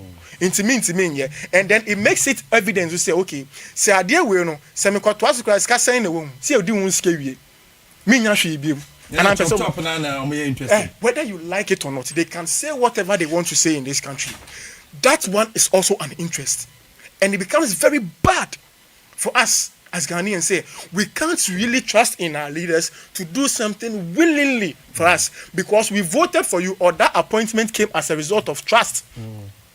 Imposed in you from the Ghanaian people, believing in you, say, if you occupy that office, you are going to serve the interest of the majority of people. Let's go back to the NPP. When His Excellency President Mahama, during his first term, acquired the, how do you call it, ambulance or hospital on wheels. So hospital vans, no, they buy and call community way. No. When he left office, do you know where those vans were parked? Kolibu, yard no more. And the cars nisi was how many say engine boarding now say ayeka. It can be used again. How can we be such devilish to our own people? Mind you, it is kind of to you. It's even to say, Anka MPP are buying no more almost to us car using so. Ebia local areas na ebia hospitals any hold on. And they call you conduct research be na ya show mo yare mo pom kakra. Most deaths that we are recording in rural areas no could have been abated, true or false. But you jackass this woman a project. The same NDCs in office, Agenda 111 is becoming a charade.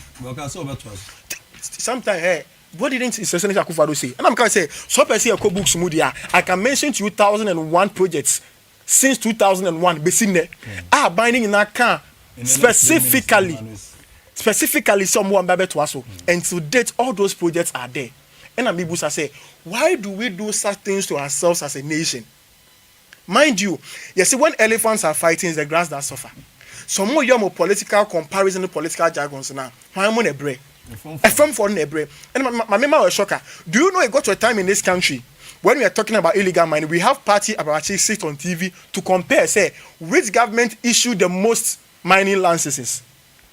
No more. Oh, some more issue baby. Oh yeah, you should be able. You see, sometimes you think about it and ask yourself, say, is this even something to argue about? This question now, between the MPP and this, why not you ready to say, be fighting the Ghana same man say, oh none.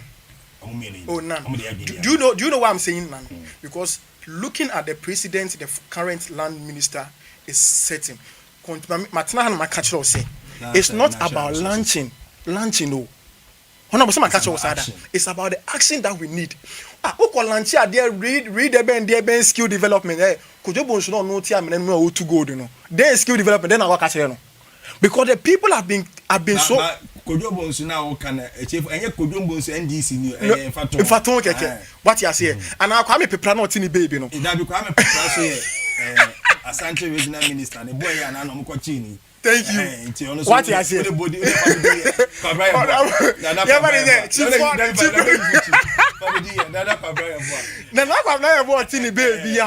About the skill development team.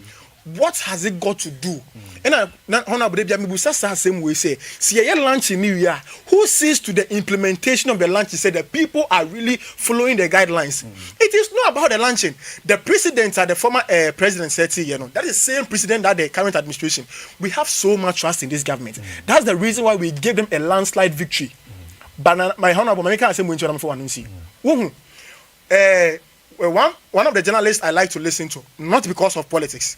Because when a government is in opposition, that's when I want to listen to them more. Because sometimes but they are able to bring some things to bear, some hidden truths. What you say?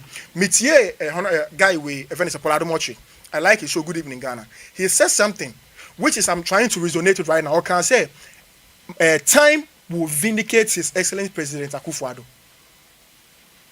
Which time will vindicate President Akufo-Addo. This is not to say Akufo-Addo abino. What you say? Against His Excellency former President Akufo-Addo abino. Perfectly. No, they were a huge mistake. That's why the government voted against them. But then, no statements no make here. No, I understood it critically. Say, Niama bebrede propaganda wa my way more enunti no Ghana for two abati no. About time is revealing. Now, me compare way more briefly. President Akufo-Addo had 2 attempts at engine failure of the presidential jet. True or false? We had a current MP in this country go and sit on TV say, "Oh, it wasn't anything serious." What you say? Meaning to say, Sanka, you say helicopter, you name say problem on one part. And I gave you President Akufo-Addo say, "Oh, jet in on pay you jet for Frank." Then I gonna for be but because of politics, until say yentimi can say yenis can cut off. But it's a necessity right now. True or false? Because of politics, say saying helicopters are choppers for former military. True or false? But it's a necessity. But because of how evil we are with propaganda, you painted that Akufo-Addo administration black say, "Oh, maybe my music number 1 city ponka, and even when the government wants to spend, he's very cautious, even when the things are necessary. Time will be the vindication of the Akufo-Addo government if indeed some of the things that we said say he did no or let's leave it to time. All right, Jennifer Kennedy and Michael Koju Ameya or a social activist on I think. I'm going chief so chief. Yeah. Momo do what carriage versus Mama's Express. We usha idea a year between me a boy on mine. And I say, Kebi Keke. Eddie Aji, he said, "Editor by my betra catcher say, your man, your mum penny, John Draman, Mamma, or your mere Madame Fu. Our officer in your crown of Ghana. Or the book to you can't get chronos substantiate. You can't just make just or buy him or statement without buttressing with facts and evidence. Fast and evidence. And now we are no bad no so lunch. The mama case, and yes, mama case, and yes, the way I who any disease I won't be an international health insurance. Now, Sadian, a whole mine, and so no one making sure, say, or the work of pesca, no, the Sadian with the scan. I just side one I'm gonna find your but you're actually even of fast gun free. One fast gun free national insurance 20%. 20%. Now, national insurance, Yankasangasa. Almost so much has to get a Jumano, I'm a Jumana. We see Ghana, African for Honora, Esra. I bet boy, my Jumadian aquarium. Now, so we are Mompini, Sebu. No, I catch a Ghana for Saupa, Obequaco Pesca. No, would I yes, Juma soon. I bore men on man to point. No woman, side are really diseases. I hope run or men found here when it's come to health. No, could just kind of nothing to try. And you're not just runs on a Hugum. Scam, would go ahead. I didn't know one fight, just I am and found 2 nights insurance. No Copesca for friend and the Shannon insurance. And I tell insurance. The one said, was I said, a ban present for the buyer.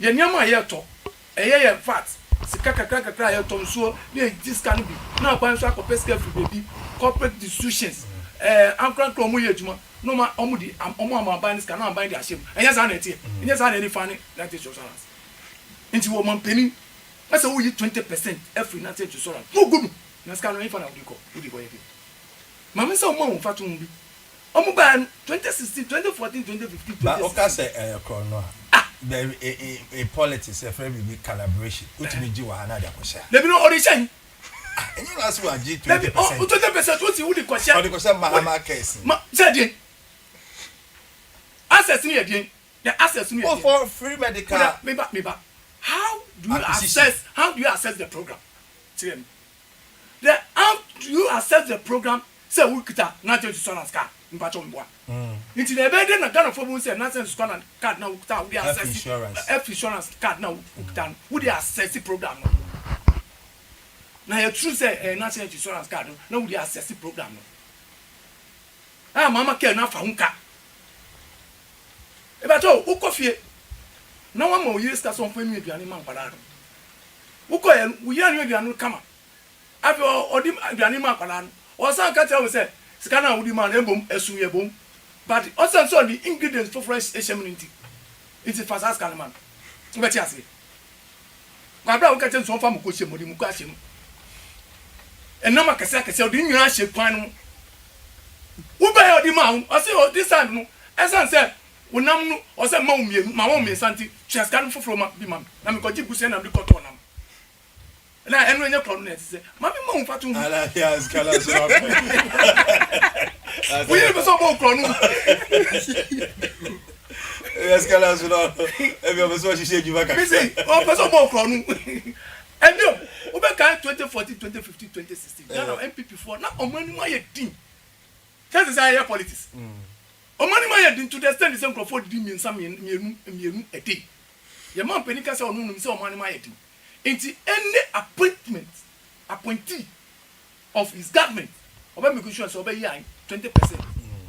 No the idea no the omu the cheap compound amanga na for no mo san di a share economy say ne be anga na for na to 2020 2017 MPP ba the auditor general and make declare say Saska no omu dey set aside another fund and see scanning in yen fund but no man see one cheap compound to the fact say that's what we can no do so auditor general make declare 2017 yes also man see cheap compound one to the fact say scan no me so omu didi no enyam na me ka auditor general declare say Saska no omu cheap compound no me see e etom so ma si mienu watakrade o ma si ba ko ha e na kwa me se fa kan any other media say kwa we em say wo kan mu kwa around the country ete do mu ye ni say African Development Bank hospital on be so mu si ma Ghana for e na onu omudi omuni e kire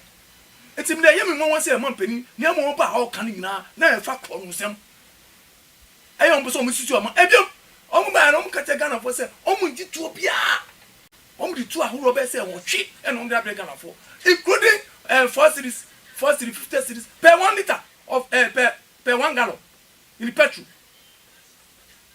enya sisi na mo sisi Ghana for wa bra sika na ye twa mo di a charge ECG and mo di here increasing the ECG tariff over 70% and no to mu and mo sisi Saska no om di ebi no om di be omudi betua ekana ECG for the any oil the product petroleum product eka omudi ni nyina omudi e no mo sandi 450 pesos at 1 gallon so mi so omudi kotua ka nse enye kro no mo Ghana fo eti me ye mo wan se obeka sa so ka so mbesi 1600 new chip company e wan e ba to aban e ya agenda 111 hospitals edimu ai betumi serve the constituencies now here see hospitals no home and it's not your priority what priority is obeti cheap compound for do so na be hwe oba yen one district one factory enu ye fapim e ma sa 24 hours now all kan wansem so person ko animu a na o person ye adwuma e ye factories na e wo man mu a wo be ye dodo na e be ma make sure say that's 24 hours be ye adwuma because 24 hours demand and supply and demand. Now sa concert no and I said media we say wunya bi wuntua so bi mu de si wo na wo go a different thing we are born say Ghana for eti wudi but so commission 64 chip copper one ewo apa west 64 chip copper no commission is it relevant to Saskana no Canada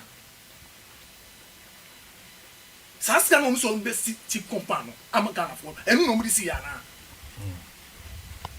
you say assassin market me the car catch say abana am na present to be a cooperative copper no tuma ti say dey wo abrekuma central higher na present afa kamwa no the present ni na ba no wa be pa tuma it is a man penny you road you just work road amemboa enu kra yes 3 wa because 2 na middle cross street and another 2 na middle enu so cross street and one won chen one so won chen enu na trotro driver for enu no faso and there was another 4 interchanges e wo road no so asebi o e be bu o man na kokan accident ni wu ye hu ye road no so no e so betwa ana e be ba form se government asebi o ana ye man peni asebi o on say Ghana for asemu dara kuma so ana Ghana for hia de eda na kuma so on tumi nka se obetis ka kwa ya another road foforo afi na wo be hase hen fa no wo kwa kofa when ye road a ye yi akakaka na edue nti se utse bi wo do Ghana for na wo se Ghana for nimdia hia wo mu wo nimdia hia Ghana for wo pe Ghana wo man kan ko wo tumi fast gas ask am we enfa nya sa road man nya yi wo be kan ya emra covid ba ye na ku fa do ka te Ghana for se ahochiri wo mem sika ne o mem nti ye heritage fund ye mfa bi ne fa ye mputujuma ye mfa ne emphasis hospitals ye man peni ne this for ka te Ghana for se ye man na ku fa do person mu yo man ska e ba to mi wa na sa de no ehu ya e dey fa na o so ka fast down best o we sa sa express road no e fa na o ka fast ka free ya heritage fund scanner ya ton ho ye la o se se di bi sie ma da chi ma ne yi ne putu juma wo Ghana ha e no so kwa tam road akoko ye se ne be no kwa on di so na on di o sam be bom no tell ka cha o se kro no all right forward media 1 minute to be there me can say ye be say ye man peni road ni bi wo ho a ye wie ye wo kwa rural areas na ye road bi wo ho a ye wie ye wo kwa the district wo road bi wo ho a ye wie ye wo sika bi a wo pese wo ye sa de na sa de no ye road wo ho a ye dada wo betu ye wie na wa ye is in fact the district ni ada ye mantem road ni nyina na ye ka behwe na ma o man na tumpum ama Ghana ni bia anya ho faso na de wo kwa koye na I say ubowa wumbo kwa na ubowa no obi an say ubowa nti sa se bi wa ye be bisa wo ye bisa wo no fa nwedi as ko be bila utume kasana no wa say da ko be bi aboka bro fula bro phone kan no sa all right enti we dia adabraka ye man pelu da mi trase say asema ye kan wa obeti no asopem okay fawa liba yete de kanidi edi chief dudu we dia me madam fo FPPD ono se na we no so no obi won se mo so on siri kakra na we nem so bia Anthony ba ebe kasa eti Anthony fa the phone lines no so ye bia tum na say no na ye time bi by then no ye bia tum ti no obetumi so afre 0274324331 0274324331 so fra any dim na obesim we TV set in volume na we reduce no senior okasa so a ebetumi ate on kan nti na 0274324331 yemre no so aka almost 8 minutes na ye de dwumedi ni nyina abaewe unia bibi aboko de nyamo ko krai kurekurem na when PP amashemra say mko akwetie wi ansa na presidential candidate na so mo person me fagbara no must start your campaign. After as you too many chairmen sabon so na agona Asante region engage delegates. Mu party as a mo shemra mu ndi so. E party na ngasa no ebi kra ni ti. Na funzi da be mi nti sa na be. E party no wudi pay for ba. ati ne de ye wo mpanimfo nso bend to sin ani na mu na se na de ban manya me se nkabom na ye pen that's why you kurukuru mun kakra sa na mo party as we gina ha sa yampia nko ahụ obi say second chance obi so say o here second chance say second chance we dey say asori view oji a second chance for the viewer the workers are away care dey ba obi away oh media Ghana for Canada etu way me wo kan dey Japan fa okay I just so betu ya Japan wala ba oh Ghana for ehwe enioma BCC and me no win idea dance here say yehwe president Kufuor membu obebu ye tie na nado danko Kufuor ado abejana ye hia theory bia enya brofo bia enya me say oje break express ni sa ni o ma na meduma biem there be palace square ni sa ni meduma biem it is about creativity, using your mental in your hand. Out the edge, man. And you know, you dance here. And now, wow, the policy. Oh, I just make express in the past. And yeah, when my master teacher, we graduate. Oh, the count. What did the count? I want the choir.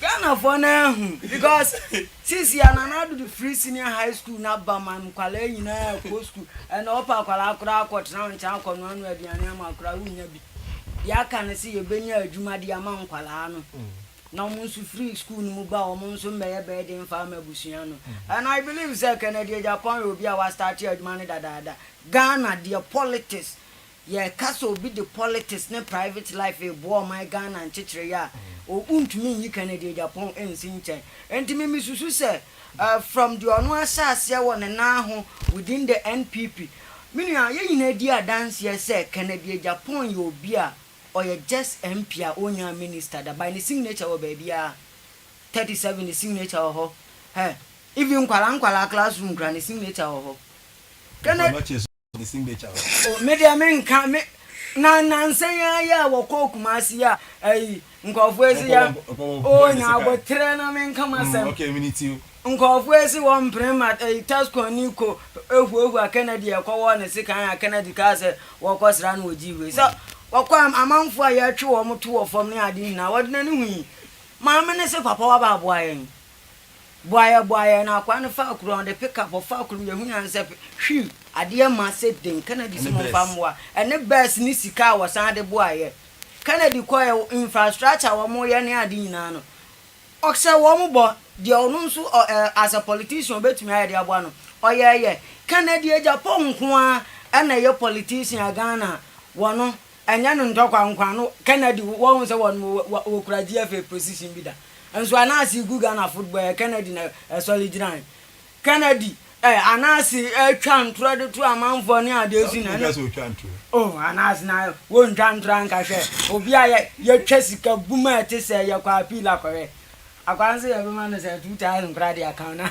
what me dia twetwa no ba bi mo pa che se ase onye presidential material na Donald Trump no e presidential material no he mama ka se mi ntro hwe ewias na ya wo se si ano unum se Ibrahim Traore onye presidential material Abu Sankara muna na ya bo omudin wo Burkina mu omu na omu ya presidential material but do metumi ayema nipa no de omu yama nipa no enna man ya presidential material now ya me be ka me MPP party mu nsem what the policies aba na wo party men nyam faso amfiri so awo so ya presidential material and na aye okwa dansoma market ya obi wo office wo ha wotumi ye Ghana card MPP ya the policy ni bayo ya so kwa na your office wo district assembly na kwa yo Ghana bende akwa na Muhammad na beso no wo bia system ni mama utisu hunkura na ubetumi ye Ghana card enkofo na dey ya private business and the website ya senka yanko birth and death registry and ukwa me say and the passport na Mahama se wate so no ono ane nkofo na ebi gi 1500 15 million oh evidence oh ade mini evidence That's a nobody. One of our neighbor. One of our neighbor. Oh, to be into your canning fear. Unqualana, President Kofoma, woman, man, call warm free. Sam Qualana, President Kofoma, almost send elementary school free. Sam Qualana, President Kofona, baby a chain and other down Quana, no, any foreign minister, or any minister, yet foreign affairs, no. And no, so some school ni free. And I see ye sample being so a Sam Qualana, so obey creative Jumadia Momo, Nesicabo, mine, Nadachi Bino, Ghana for Solisi a free tertiary biaqua, Yenesikadia Bahubra, and only Canada Japan. Because when you be at is Abraham Jumodum MPP, now woman Nigeria, a great fan into my pefran or catch them say, 1 year by me tidini, 1 year and another tidinity, yeah, man, extension officer, crow, ya am and boom. Oh, Abraham Jumodum MPP bars, what is our extension officer, crow and so. Ote, but and then Nigeria or a hero. West Africa or South Africa, now your countries a produce more. Nigeria can be. Abraham Jumodum no future for a team of panel. One na de na adwen kobua yo ba MPP fu anyam faso emfri ewura wo Ghana me am dance my pambros we ya na ayi om se Ramsey side ni ade ade ho ina betumi ayom wo ho ayi adwen common sense when enya na no so beti say bubi say kire japo ba o mi ate brofo chair ni tiro o beti bi akọ you and the BBC brofo Dani ana mko fa ba yo 38 no. Bravo 38 no. Hey, now what I am in person me kan se mebre. Me brofo a wo kan ni na na brofo ni na na se Ghana force yam pa. O brofo no ntumi amfa nkremofo vote ama. Esremfo vote ama. The whole Ghana Central Region Zongo community na ma ye. Winiba afanyama ke na area na ma. Anka Zongo for hwana to abama. Kumasi Zongo ma nto ama. Yankwa na yakwa elections 2024 ya lusu of the tertiary universities. Tertiary schools are Ghana ina. Yankwa 2024 ya na si ye. Asma mi kana. Na mo Tesco na yere. Tesco. Na wanka san ya si first ka ko boss ekuo bi hu bra na kwabna ne tambi kosi na ya. O visa be ko ya ma. Eh? Ndi si ya ne krakra ne say. Ne krakra ne say from constituency level, region, national to a flag bearer. Yes, some na top to down bottom approach bottom doggy debe me say omo pa omo nkoye di amanfo ne ya exhibition no omo ye di amanfo na say ba hu na amanfo tumi gina okay MPP anya total revolution ye back to no position che mafia work na MPP m say si ano embebunu na ni da ho unim say constituency executive bebre Daniel Frigana because of mafia works. Yabako police fast kaka krabra yamwa say abani free so no police form kra no mo anya bi amfa masa afo no masa de na ye say party ni pa na okopeduma na yesi ko fa 12,000 bra 15,000 na party na o jo fa so be na wo so Canada Japan ka tra musa modern kwala no ko bodondo yo ya kan be wo ya hwa beba no mu wie no mu san ajiwo yambisa ye ho say even scholarship secretariat ya test conform do one say na nyamfa so free so jembisa ya hu sesi a ube hu test con ni say me scholarship akosku was me kwa as he say a whole flag bearer catch there MPP ni catch there ne say won hwe ni kromfo wie ntu me hwe other tribes but na no be carry the obi na ka o say ken say no city ko we ni flag bearer no kwa ni meji ga hwe onye bi because no city no obi ntu ni nya bi sa ewiase no de wo pen kure bia no yesa on say ya chichin ko fo chichin ko won zo mo obi di kana jin ya chi obi da me say list ne da ho eboboba ha mo amu kosi astrotef na sabe bebi adun so kura mo ensi ne ya bechi mo na nka wa ko o de fa olusi da e kazi be di mechi dia common sense mu kosi astrotef o karo ni tu don delegate me ne delegate kasa aka kiro mo say astrotef na wo mbesi nfa so ama delegate ya said digitization oba na fa form when adwuma ni bi anye what I say we are building a future for Ghanaians I want deity a kotuaba my wakotam will be my medina chile a kotuaba leap by crowd when I'm found command across so kotuaba. We are telling our delegate today say Kennedy Japan 92 Munkosha America pictures Nana na do ne kofo JH Mensa omo kwakọ jiska won ho UK na no ye taxi driver no na monko kanchire wo mo be predience from 92 omo so mfa pictures mfambra osomo masom party no omo mfambra ni ye nhwe de wasom party ye nhwe de wasom my gun ni ye nhwe de wodwene daachen wodwe and the ministers are no more swear surrender ye and obi anya si obi anya minister bi obi anya obi antu nim na akodi obi achiza no ye minister ye we ya oboa won wo kofie MP kura kwa walusu den obenya de abo obi onya hwemfa mo obi wana no say me wa say me say mo MPC bi akwaje forms because the last year they go bia say den time no ko contest ya we minister be you to akonya entina mu hinu aba ene alaji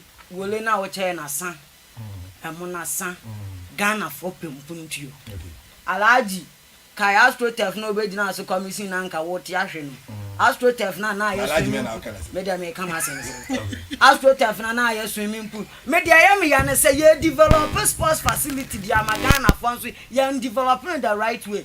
Papa na so the tourism be develop Ghana agriculture. Wednesday. We say no say hitting there. Yeah, mama say for Wednesday. Remember our last hour 10 minutes cause one somebody there you can say do fra rebu. E say ba be kai ti akodi aba be chief. Who be you? O ka say you hosre. I don't know about we are. Allow you do chief. Who are here? O support you do alaba. David. Flag bearer. I say o person dey ma do. Because that will be by report me say Uko baby koje 200 but they tell you say oh Brian educhu and now me candidate me candidate they tell you say me candidate I so over biscuit we just me kasama me party in say any obi a opeso be gina party ni bia no free communicators say mumra na me share me plans e mama me ko bi I say mo je train it o le bia nya 300 say 200 me ko bi o je diary mu mi bia mami shock we ni o so me shock we ya o kasa na ya e be shocker it me ene mami shocking Brian afraid communicators yakoti Kennedy Pom afraid communicators yakoti Baumia Dr. Ladi Mamu Baumia African communicators yakoti mami ya also ba be gina woman organizer national woman organizer our committee my friend communicators and mo jiji o educhum se mo ko bia mo jikakra yakoti mo jikakra tie ni se ya tie wo mu nyina ba se mo jikakra ase mo aka MMDC ya okro ba mo MMDC so we fu o tu wa ko ke wa ko je 12,000 akọ Brian ho what's akọ Alaji ho there's a musu na no abu free power no e come dey abu tie dia omu na eka ipa abu free say the policies the programs e be bo man e be be MPP for kan kon e na obegin echi na wa ton na nsem ho kan na wa kan na usu wa cheche ma chere Ghana ti ni kwa no support wa ti ni kwa you also a ken oh why ni kwa no you also a ken but ni kwa me take you stand next week and so the last year now ya boy even say ona bo me da say na e me de nsema me nua no mo e kan but sometimes they say me ma yin na yeti say first off no ban politics na me can so be in presidential material sometimes me person me say you know we are so conform with ideas say so dress such a way we just say like presidential material say what you say we say but me nua ma perfect example say Donald Trump is a presidential material can so be on opode on the onye bi kra but sometimes you could see say the policies or the ban people don't agree there but sometimes if you look into it it's just to raise the flag of America against it. America is a country that is very sought after. That's what he's trying to make. So me in Kofoka say Kennedy near presidential matter, I don't really agree, but then it is for them to figure it out for themselves. But then again the American said me I always speak for the youth of this country. Say me pese be do politics election be ma obe hu say youth no ye share party go because they didn't know share party they didn't know the way here won't me ma we need justifiable solution me continue a youth ni say so we beto abebia udi obi here make sure say nipa no nsem a wo ka no eto asum eto trimu aye the two from na sampa say it is well implementable e bit me aboa na say am the church am san catch on abo ashiko to say ye da so gu so e bia mama o first letter no won respond here o catch me so no be engagement but still me won engagement because won say bia na ma akoda news be fife Matthias ye nyina ye money but after the morning no e be say say still traffic lights no enye ejuma traffic light dey. Oh, the whole of the Dio traffic lights in Yejuma. The whole of the Dio, mean can that down. The whole of the Dio traffic lights in Yejuma. Secondly, I think in Suopo and Nipabi, I used to be an Colabego school and go first to gallons. What I say, most importantly, youth now show most of the Momo Jumano or Moda Sutifi. A Robert Kono Biabo, a sister, no more Honomona, argument. I mean, funny say, here. And what I say, it is a politician's name, but most Kakasi and Koyes and no Mudi, and no so cost why the social vices because.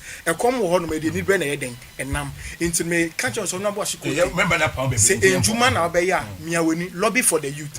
And a Bobia shares Miaweni, Nama youth, and you're more interactive, they do bushes. All for her and I did you made a message, made a boot for boot, Miami don't chairman, Dean, and then for Quabra, Yabo, I mean, chief.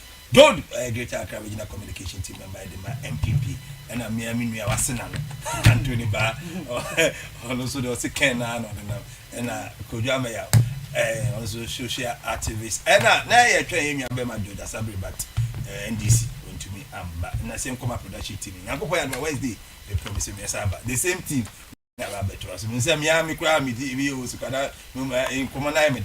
Biggie saying trash. Mashi TV. Ajatwenge kemenshi.